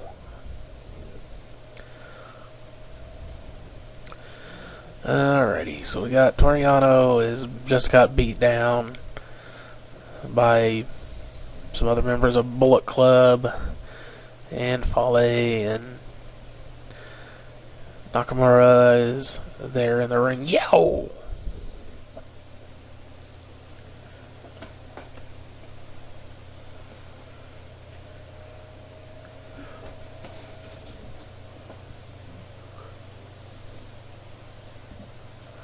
You may notice that the Young Lions are outside by the ring, and that's because they are supposed to be out there to help out the other wrestlers. And of course, another good thing about that way of doing things is they get to watch the matches and learn from their superiors, I guess. The veterans, the guys that have graduated into being full-time pro wrestlers, I guess. However you want to phrase it, I don't know. Probably saves money on ring crew too, because you make the Young Lions do it all. That's fine, though.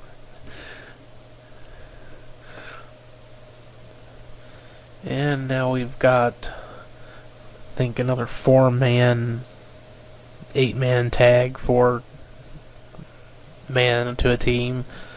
So we got Tanahashi, who I guess you could say he's kind of NJPW's Rock / Shawn Michaels. That's Shibata right there.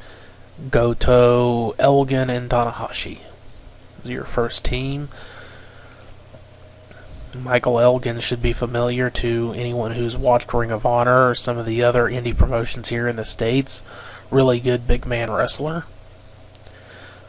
Kind of got into a rut there for a while, lost a lot of his fan base, has really recovered his popularity after competing in the G1 tournament and over the summer.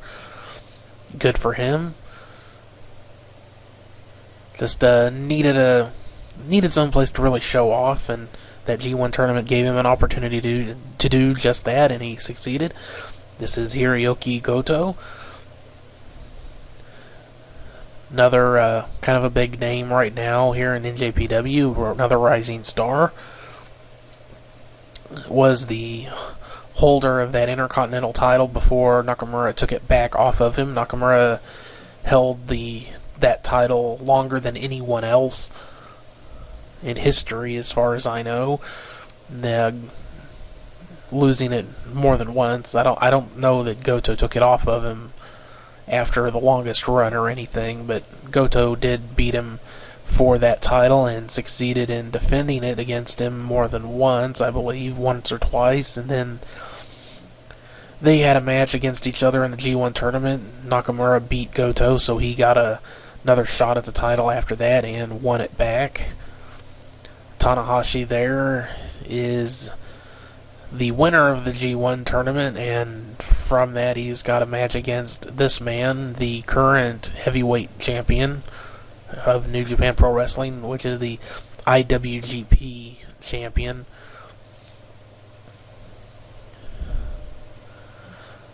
Which I believe it's International Wrestling Grand Prix, I believe is what that stands for.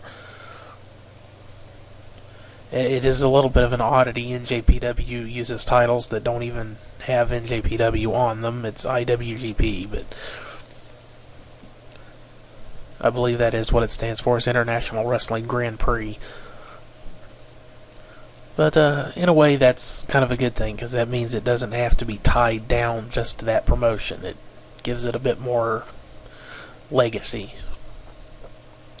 There is Sakuraba, who I was talking about earlier. He has actually been in training to have another mixed martial arts fight at the end of the year.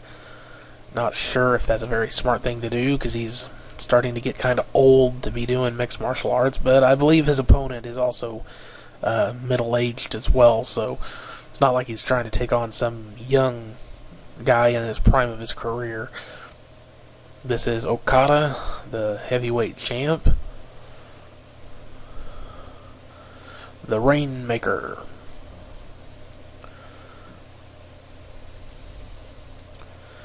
So there's Sakuraba, Okada. They're out there with Ishii. I think I'm not sure how it's pronounced properly. And Yoshihashi. Ishii, the Stone Pitbull, another real heavy hitter.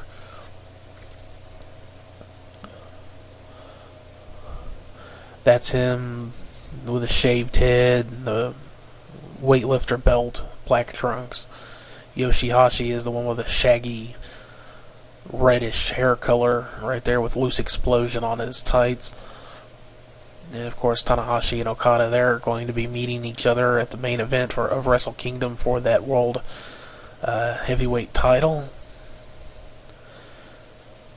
And they're going to be starting things off, it looks like. So, a little bit of a preview here.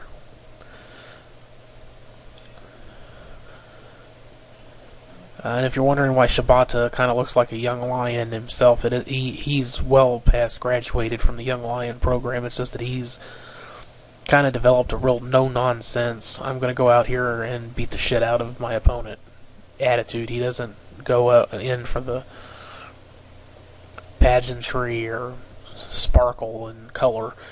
It's just like, I'm out here to beat the fuck out of somebody, so let's get to it. So he doesn't even have anything big going on with his look. One of the most cut bitches I've ever seen in my life, I think. There's Okada going for that tilt-a-whirl tombstone he likes to use as a setup. Deep arm drag into a head scissor with the push-up, putting some real torque on the neck there. Okada looking blasé. If I had to compare these two to anybody, I would have to say that Tanahashi is kind of Bret Hart, Shawn Michaels era influenced a lot, and Okada is more Stone Cold and The Rock. Just to compare to people who you might know a bit more easily. Although Tanahashi is definitely babyface. He will get a little nasty if he has to, but definitely a babyface. This is Shibata and Ishii. Just forearming the hell out of each other. You will need to expect this if you get into New Japan Pro Wrestling. This is strong style Japan Wrestling, which is basically just striking the fuck out of each other until one or the other gives. Big boot to the head, big forearm. Goes in, now they're just beating the crap out of each other again. Shibata goes down, kicks Ishii in the face, he goes down, gets right back up, forearm, just wailing away on each other. Goto tags in, forearming the hell out of Ishii. Ishii shoots off he goes in and just nails Shibata. Looks like there might be something developing between those two, which is a match I would love to see. Shibata runs in and knocks Ishii down. And they're brawling on the outside again. So yeah, I'm kind of looking forward to that. Ishii is the never open weight champion. Yoshihashi in with Goto. Goto is very entertaining. I like his matches. Yoshihashi I can't really tell you much about because he has very little distinguishing characteristics to him. He is kind of a generic wrestler. He uses a swanton bomb for a finisher, and other than that, he really has nothing to him, other than he comes out with a cane for some reason. I don't know that I've ever heard anyone explain what the hell the deal with the cane is, or why his nickname is the Loose Explosion. Because he really has no distinguishing characteristics other than just props. So, I can't really tell you much anything about him. Sorry. Off the ropes. Ducks, I believe. A little bit of stuttering going on here with my video, so if I'm missing something, I'm sorry about that. More forearms. Off the ropes. Trips, Goto. Wrong side of the ring to be on, though. Into the guardrail with Goto. Sakuraba, looks like he has a hold of Elgin there. I saw Shibata and Ishii going up against each other again, beating each other up. Goto and Hashi outside beating on each other. I imagine Okada and Tanahashi are beating on each other somewhere too. There goes Goto into the guardrail again.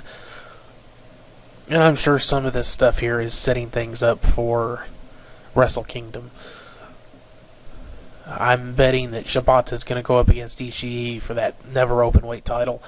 The backstory for that is it's a newly instated title. It's only been around for maybe a couple of years at most. I forget the date it was instated.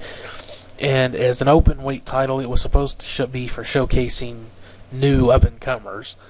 But it's kind of settled into one of the third tier heavyweight title.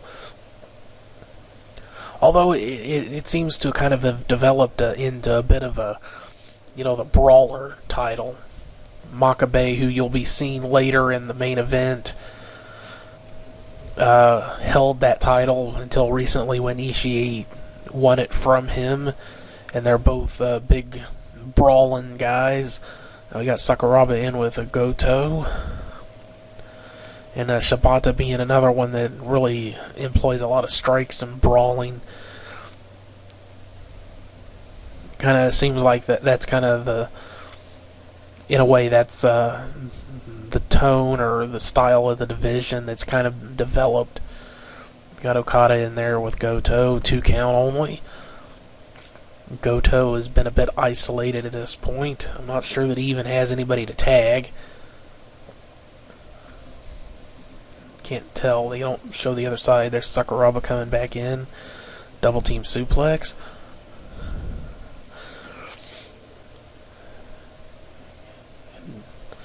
You may note that Sakuraba has the foot guards there, but instead of boots. Again, that is because he is a mixed martial artist. He is a legit mixed martial artist, but he comes from the style of pro wrestling that was based in shoot fighting, which is, again, the theatrical version of mixed martial arts, rather than what you would recognize more as pro wrestling. He has got double hooks in, has got Goto in under the headlock, doesn't quite have a choke in. But Goto looks like he might be close to going out, but Tanahashi breaks it up.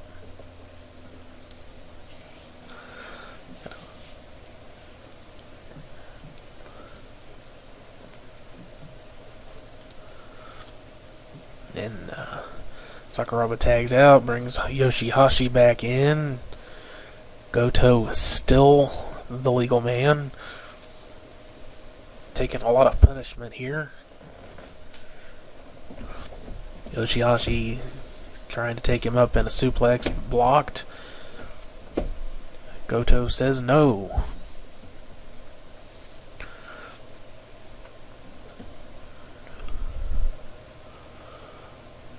Looks like he was perhaps going for his finisher, but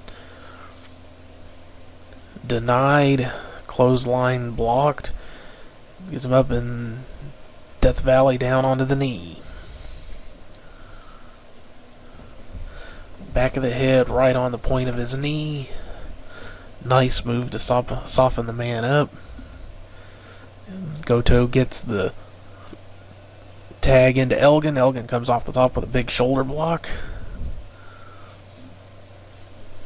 Tells Yoshihashi to get up. Forearms to the face. Off the ropes. Big jumping forearm. Body slam. Elgin going to the outside. He likes to do a springboard splash. Or a slingshot splash, I should say. Slingshot right there across Hashi. Calling for clothesline, I would imagine. Hashi getting up in the corner. Elgin shoots in, misses, hits Enziguri with his big old beardy beard. Deadlift German, followed up by a second. Looks like he's going for a third. Okada breaks it, but gets caught, taken down with a belly to back suplex. And another one for Ishii. And for Sakuraba. A bit of a technicality there, but technically, if it's released, it is a belly to back suplex. It's only a German suplex if you hold on. Yoshihashi up over the head into a power slam. Shoulder power slam there. The gorilla press power slam. Elgin picking Yoshihashi up. Trying to go for a power bomb, it looked like. Backdrop would roll through. Now he's got him up. He's picking Yoshihashi up, and Yoshihashi manages to avoid getting powerbombed into the corner. The buckle bomb is something that Elgin likes to use as an opening to his spin-out powerbomb finisher. Okada shoots in and gets Tanahashi. Elgin avoiding the double team. Looks like he's going for a delayed suplex. Okada kicks him. Elgin takes him back up, but Okada once again stops it. Elgin has him up on his shoulders for a Samoan drop, and has got Yoshihashi, and it looks like he's going to go for his double fall-away Samoan slam there. Nails it. Big, powerful man. Samoan drop, fall-away slam. Boom. Bada boom. Bada boom. Tanahashi in, nailing Okada with some forearms. Now Okada firing back. They're just wailing away on each other. But, yeah, again, if you're not used to the Japanese style of pro wrestling, especially the strong style that is employed quite a lot here in New Japan Pro Wrestling, it's all about that warrior spirit. You know, just beating on each other until one can't take it anymore. Getting up when everything inside you is screaming, stay down. Warrior spirit. Tanahashi with that dragon whip. The leg whip. He likes to use that as a move to soften up his opponents. Okada with I believe white noise, I want to say is the name of that move, what he calls it. It's kind of a kryptonite crunch onto the knee. Big elbow drop down on Tanahashi. Wide angle shot. Calling for his move, the Rainmaker, but Tanahashi is up in his face. Messing up his moment. He goes for the Rainmaker himself, misses it. Okada goes for it, misses. Tanahashi just slapped him. Too awesome drop kick. Okada does have a very nice drop kick. Although anybody who has never seen Lance Storm's drop kick and does not really have any right to say that Okada has the best drop kick of all time, because I'd say that that's debatable. Lance Storm had one hell of a drop kick. Probably the best vertical leap of any pro wrestler. Definitely any that I've seen. Now we've got Shibata and Ishii back in. Shibata just forearming the hell out of Ishii in the corner, driving him down. Ishii tries to push back, but goes down. We're going to see a drop kick here.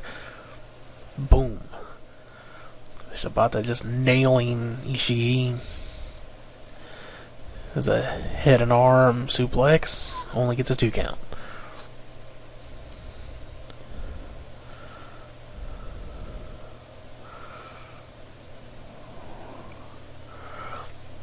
Sakuraba has a hold of Shibata there.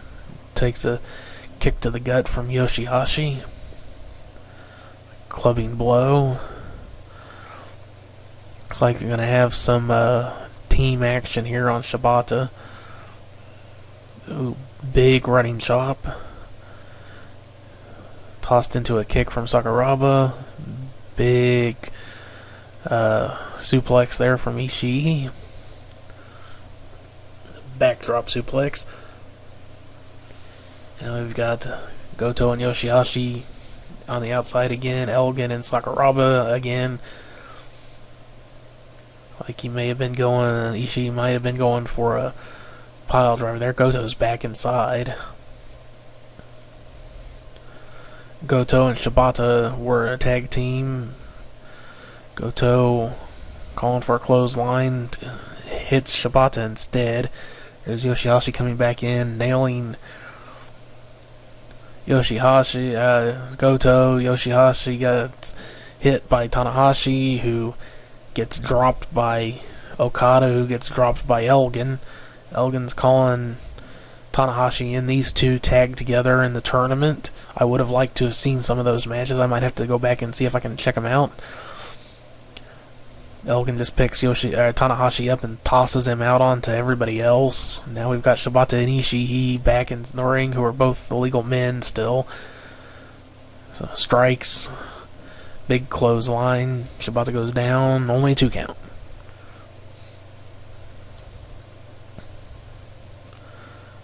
Got Shibata, Ishii probably going for a brainbuster there, but Shibata goes over and gets him in a headlock as a sleeper hold, which he likes to cinch in real tight before getting his opponent down to the mat in a sitting position. Once he gets him down, he will go for a soccer kick.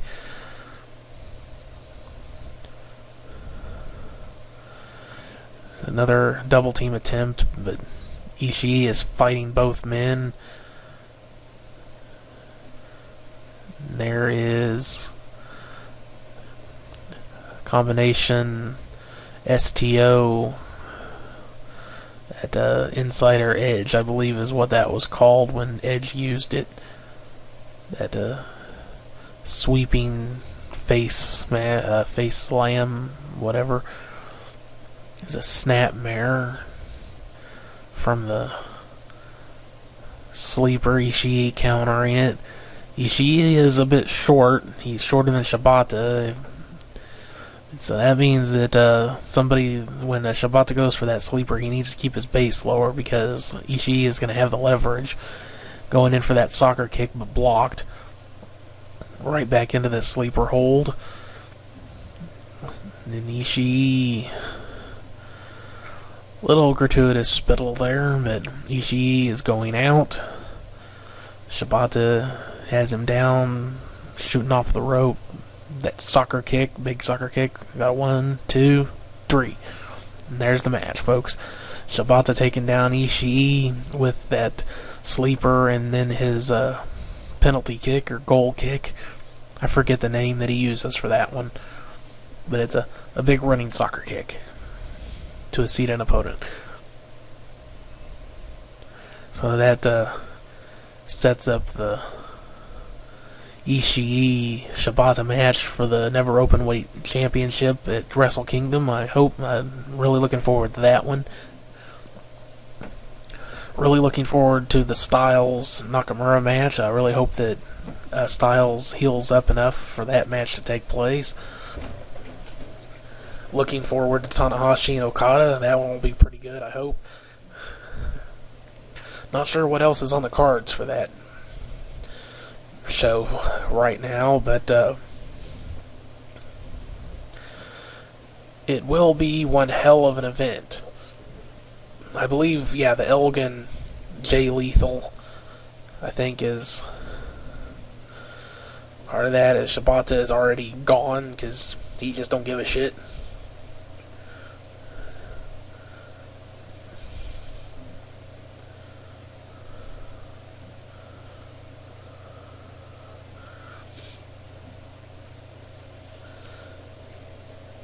Ishii looking a little bit dazed and confused there. Sorry, big man, you lost the match. And it looks like you're going to be defending that title up against the Shibata. We've got Okada and Tanahashi doing a little face-to-face there for the cameras.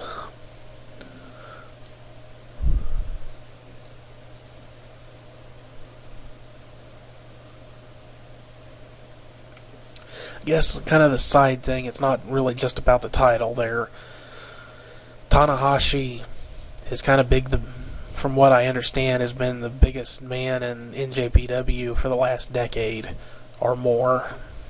I guess at one time NJPW was kind of faltering. They were losing audience, losing their audience.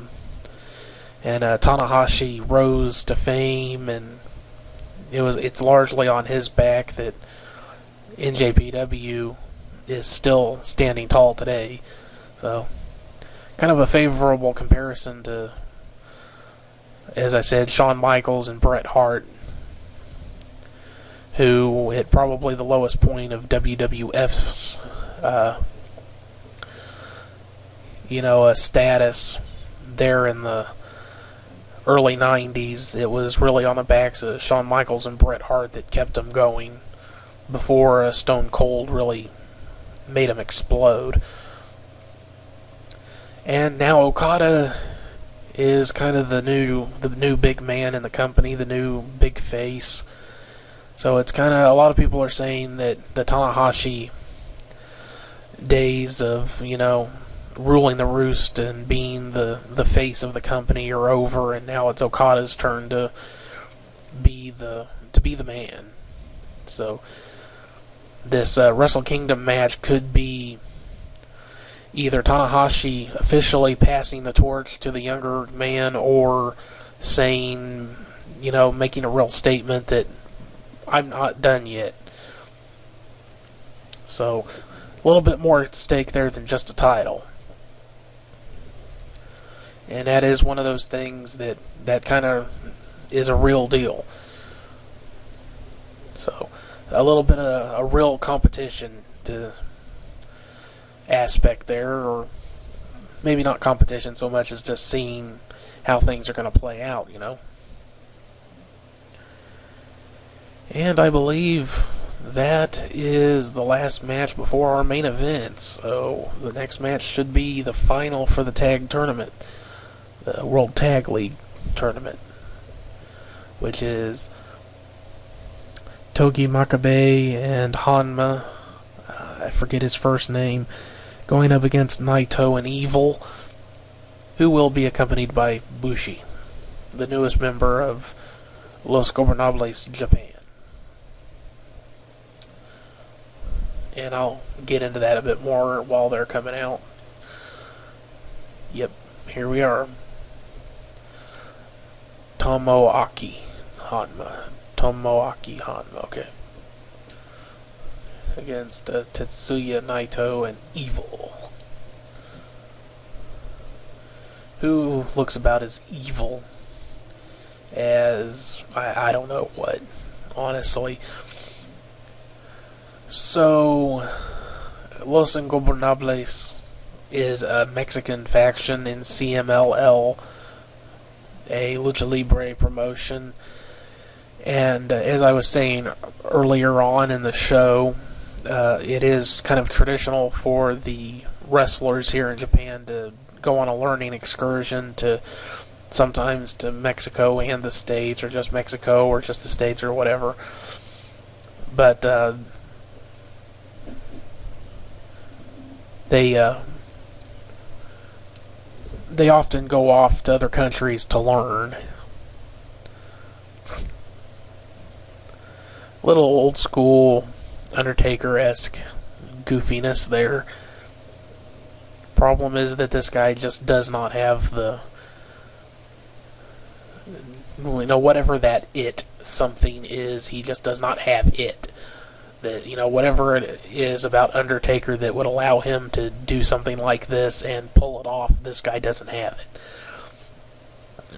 Sorry, but he doesn't. He just comes across as being goofy to me, anyway. But anyway, Naito went to Mexico and ended up joining up with this heel group, Los Ingobernables, the Ungovernables. And apparently there was this whole thing with Naito feeling like he wasn't getting the respect he deserved from the fans and the company, so he joined up with this heel faction in Mexico while he was there, and then he continued on with it when he came back. I picked up on this whole thing during the G1 tournament, and I enjoyed it during the G1 tournament because he was by himself. At that point, it was more like the rebel with a cause, or rebel without a cause, whichever, going up against everyone in the entire company. And it made for some really entertaining stuff that he was doing, but now that it's formed into a full-fledged faction of three, you have the cheating and the interference and the bullshit. So it went from being something that was really interesting and unique to him and made him a lot more interesting and more personality to him, Naito. There's Bushi, and Naito will be the one in the silver mask. There's Naito. It went from something really interesting and unique to just more faction bullshit that we've all seen in the pro wrestling business 1,000,001 fucking times.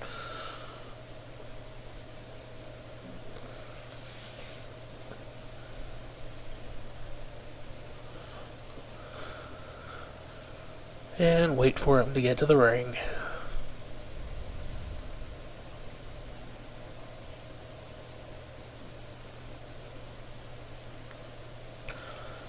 And again, Naito would do this by himself. It seemed like it was making more of a statement. He takes his damn sweet time getting into the ring. He isn't in a hurry. It's kind of his way of giving the bird to the entire promotion and everyone, the fans and everybody, saying, you're not going to respect me and support me, then I'm doing it myself. Which is something that, I like that kind of attitude, but like I said, now that it's a group, it just doesn't really make any sense. Because now he's just holding things up for everybody, including his own guys.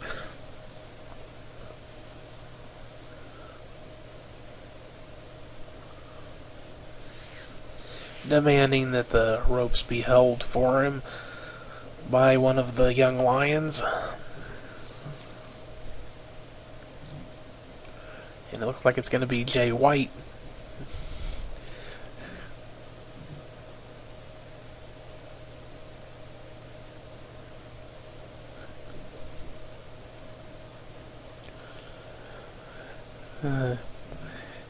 You know what I mean? I guess it just, if he was by himself, this would just have way more impact and meaning. But just with the other two guys already out there, it doesn't really mean anywhere near as much as when he would be by himself doing this stuff. Now it's just kind of meh, whatever. With evil over there with his very, very plastic scythe. Nice paint job, but it's plastic. We know it's plastic. And here comes Great Bash Heel. An old faction that kind of got decimated by defection to Chaos, which is Nakamura's faction. The heel-face dynamic in Japan is a bit different. It's a bit more like Mexico, where it's more about respect than what you do in the ring. You know, like Toriano in the States would probably be considered a heel because he cheats constantly, but that's just his style, is to cheat. So in Japan, he's more of a face. People like him because he's amusing, he's entertaining, but he isn't disrespectful. It's just that's what he does. It's like that's just his style. Whereas like the Naito, the Los Ingobernables guys, they're heels because they're very disrespectful to everybody. And Chaos, they're just a faction. I mean, they don't come out together unless they're tagging together. It's more like a loose association than an actual faction. And then Great Bash Heel, a lot of the former members of Chaos, or the members of Chaos were formerly members of Great Bash Heel with Hanma and Makabe. They're just make sure you know who's who. Makabe is the one with the chain around his neck, pacing her back around. He's a big fan of Bruiser Brody.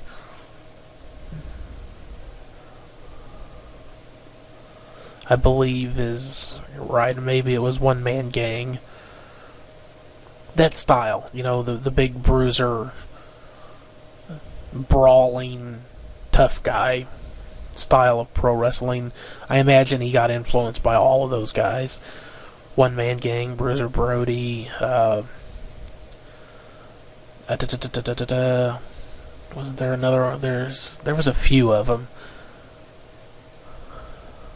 Those are the only two I can think of right offhand, though. Junkyard Dog, maybe one of them. And Hanma reminds me a lot of Tommy Dreamer in the States, ECW. He loses a lot, but people love him because he doesn't give up. That kind of, again, that warrior spirit thing.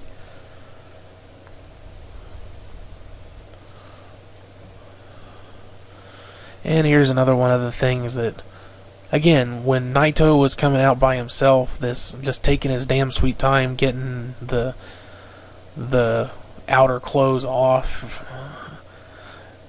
to get ready, you know, to actually compete, just seemed to have a lot more meaning than with his peeps just standing there waiting for him to. This doesn't seem to work as well to me. But it is what it is. It's not my decision. I can only critique. And you see over there Evil, looking very not evil. I guess there was supposed to be somebody else come in to join Naito from Mexico, but then that guy ended up going to like NXT or something. I don't know what happened there. I think they could have come up with something better than Evil. Naito doing his weird, pensive looking thing. And immediately tagging out. Which again was more significant when he was being forced to tag with other people that he wasn't affiliated with. Now it just looks weird. And Evil. And Naito rushes in, and we have a gang beating here. Double team. Right off the bat.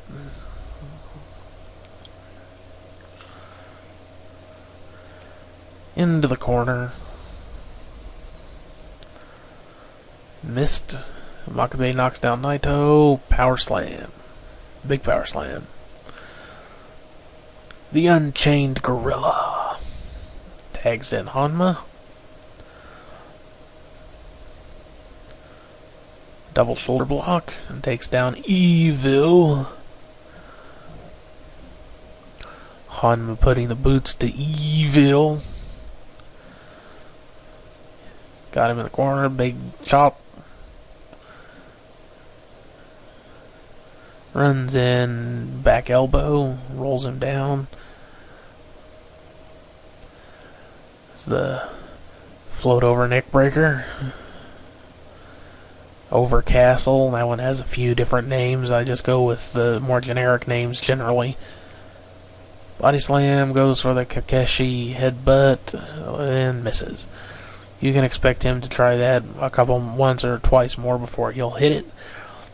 Apparently a Kakeshi is a type of doll and they tend to fall over a lot, I guess, so just kind of that limp bodied way he does the headbutt. Kakeshi, I think that's right. Kakeshi, something like that. And we've got Evil and Makabe on the outside with chairs and delayed reaction. Makabe just standing there and waiting for him to hit him. Got Hanma going into the guardrail barricade there. We've got Naito getting a table. Tables in Japan kind of thin, thick. Do not be surprised if this thing does not break clean.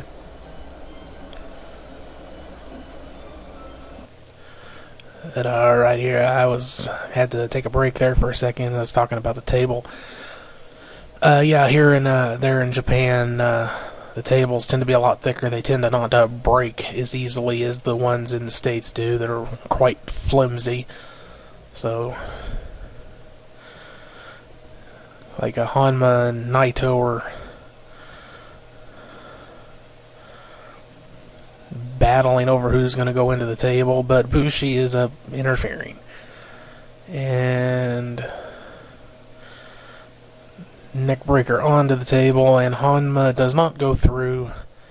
Like I said, it's not surprising when they do not break. It would actually hurt less if it had broken all the way through, I'd have to say, because not a very comfortable way to fall. There's all Hanma just broken on the outside. He's broken in half. He's broken in half. Not really.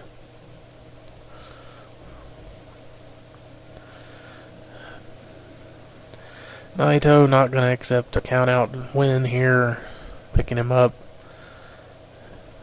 And he's just destroyed. He's limp as limp can be. No sign of life in Hanma.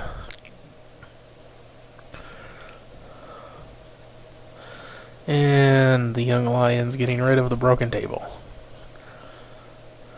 Naito in the ring with Hanma, who is out of it. Totally out of it. And Naito not concerned. Not going to try to go for a pin. Not going to try to win. Hanma's getting up. That man is a Superman. No one can defeat the spirit of Hanma. Except everybody who beats him. No. I'm being snarky again. I'm sorry. Oh, Evil just smiled. Evil smiles? Since when does Evil smile? Evil doesn't smile. Spinning side slam.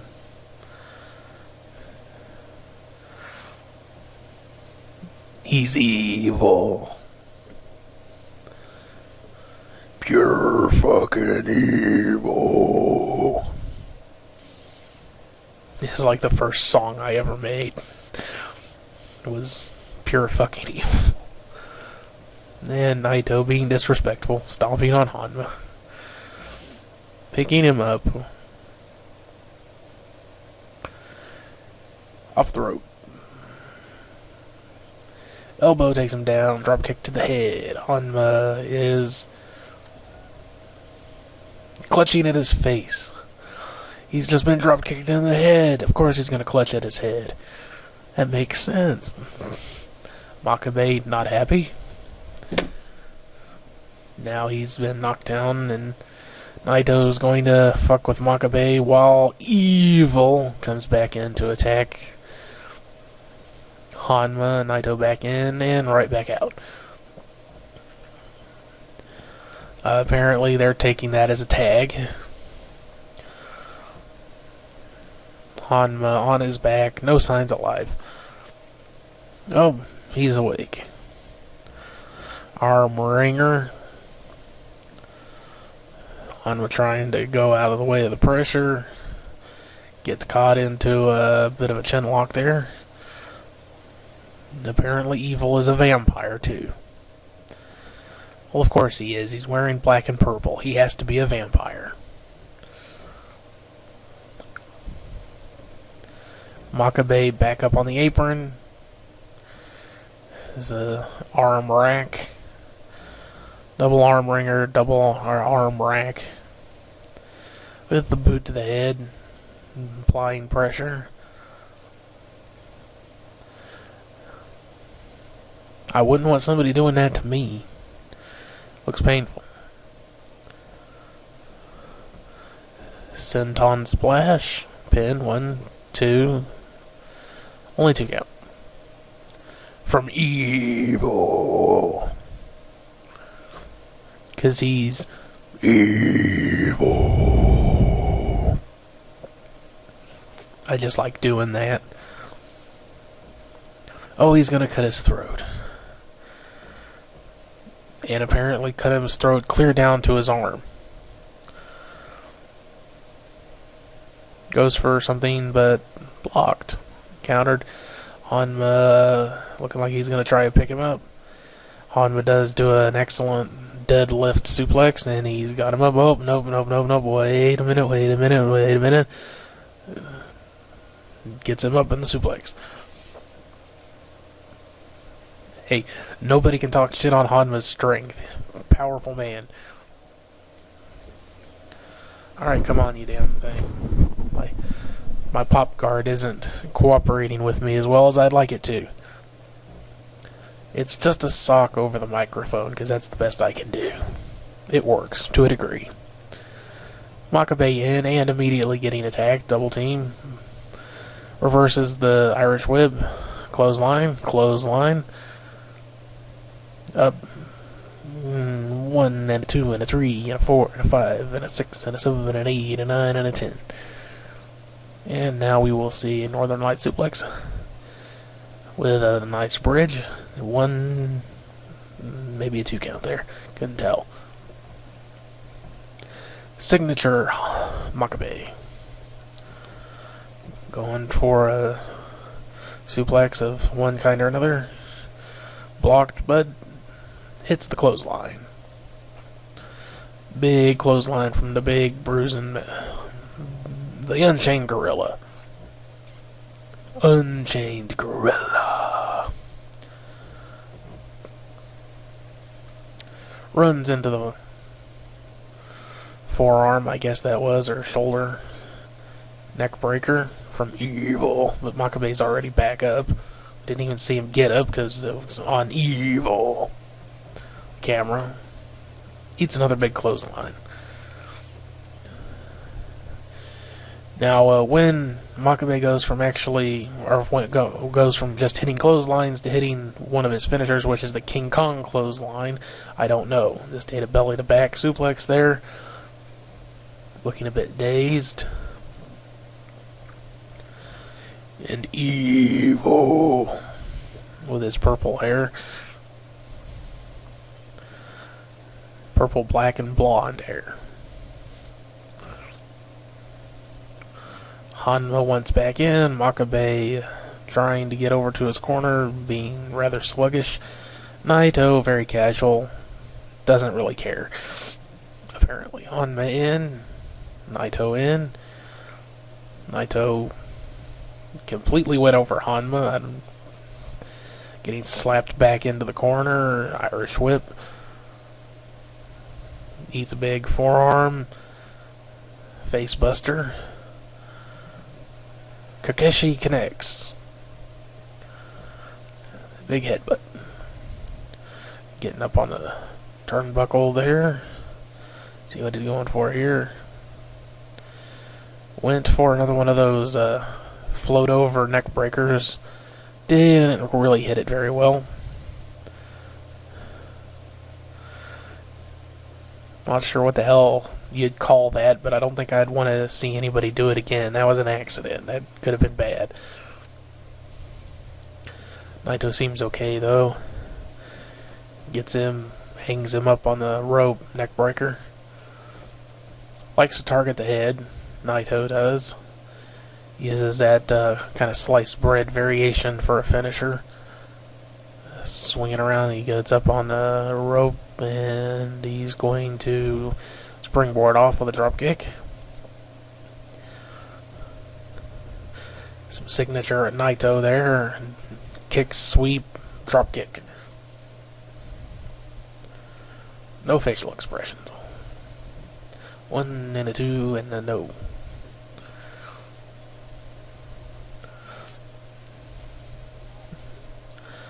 Stomping the head. Being old disrespectful there, Naito. Picking him up, see what he's going to do. Got the waist lock. Hanma goes around. I do not know what happened because video jittered on me. Makabe in. Naito shoots off. Misses whatever he was going for. Takes a Samoan drop.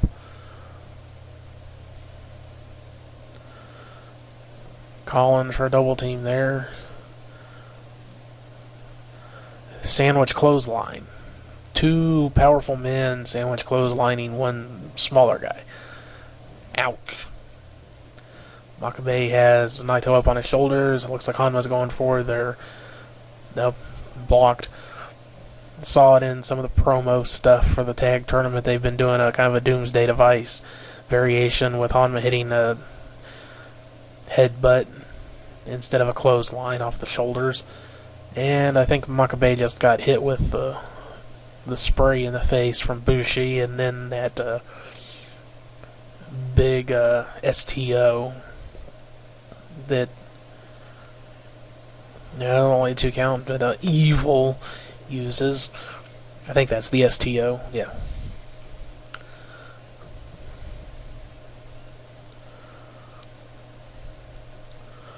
Now Hanma isolated, alone. Makabe is just taking the poison mist to the face. Oh no, he's been poisoned. And the big finisher from Evil is that side sweep face buster thing into a submission. Quite a nasty looking submission there.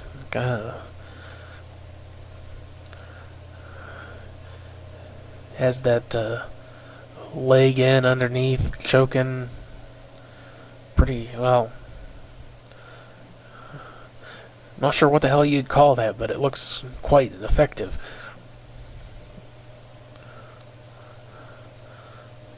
Hanma fighting through, managing to shuffle around, trying to get out of it.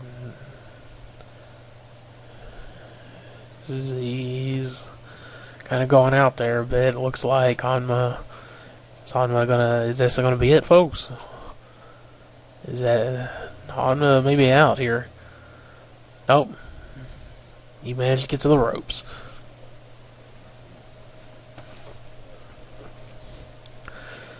No one can keep down the fighting spirit of Hanma.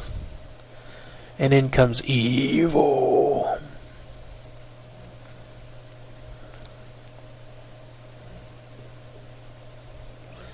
Because he's evil.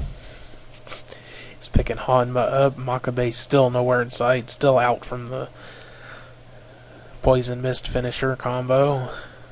Hanma trying to fire back here, trying to get something going, but immediately taken down by Naito with a clubbing blow to the back. Evil follows up with a strike of his own, picking Hanma up. Irish whip into the corner, runs in, big elbow, throws him into Naito, who hits an inverted atomic drop of all things, but Evil rushes in with a big clothesline, only 2 count.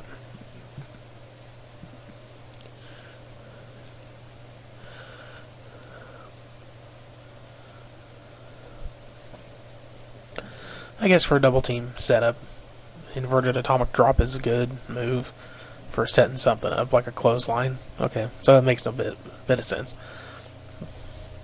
Looks a little bit weird. Taking him up for Fisherman Brainbuster. Fisherman Buster.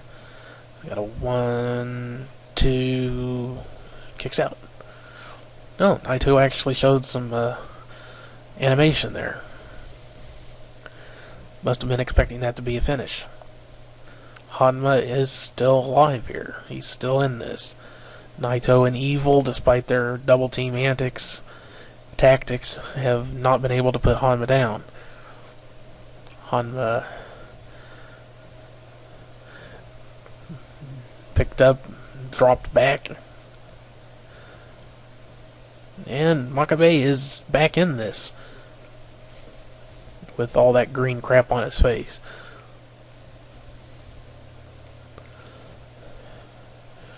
Now they're going to double team Makabe, even though he is not the legal man.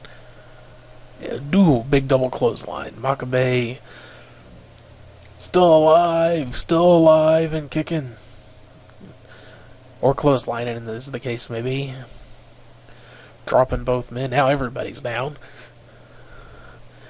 Red Shoes. The referee, Red Shoes. Everybody just calls him Red Shoes because he always wears red shoes. Just kind of watching everybody. I don't think they even do the 10 count on the mat thing here in Japan. I can't remember seeing them do it. Doesn't bother me at all.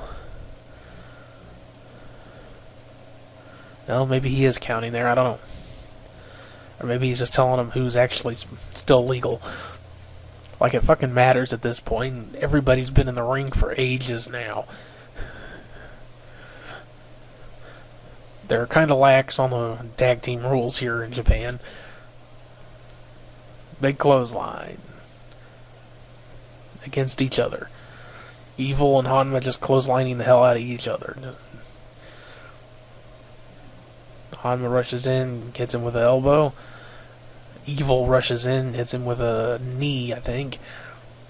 Shoots him to the ropes. Hanma nails him with a headbutt probably there. Getting the crowd all fired up. Picking Evil up, see what he's going to do here. Getting Fire Thunder Driver, which is a off-the-shoulder pile driver. Naito nails Red Shoes for some reason. Some signs for Hanma, I think. Makabe hits a big clothesline on Naito. That may have been the King Kong clothesline. Hanma ramming Naito right into the corner. Makabe got him up on his shoulders. Looks like they're going for that finisher there. There's the big headbutt. Naito goes off the shoulders, slams down into the mat pretty hard. But Red Shoes is kind of messed up. Double roar. Bushi trying to spray some more mist. Red that time, but ooh, that may have been the King Kong clothesline right there. That was a pretty vicious clothesline. There's Hanma has got Evil. Big headbutt, and I got a 1, 2, 3. No, 2 count.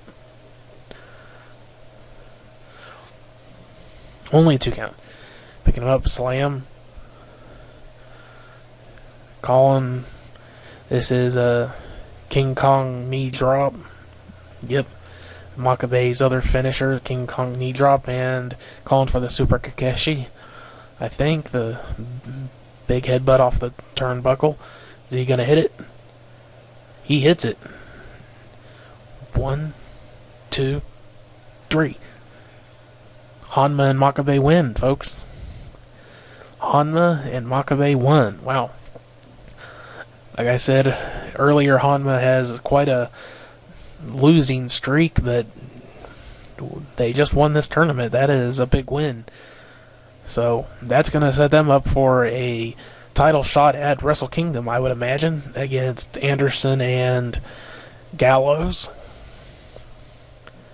They'll wash on the crap out of Makabe's eyes.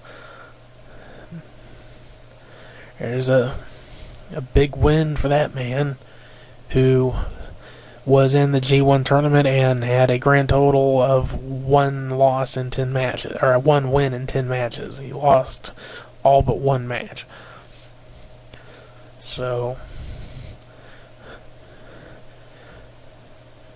big match there, big win for Makabe and Hanma.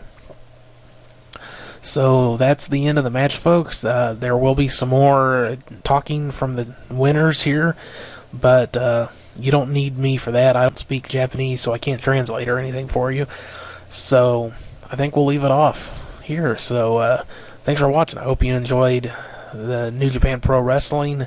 I hope you found my commentary informative, or, you know, I hope it served the role of that commentary is supposed to fill in wrestling, which is to inform you about what's going on. I may not be really great on the play-by-play and keeping immersion going on for the wrestling, but I hope it worked for you on some level so you could at least understand what was happening if you didn't.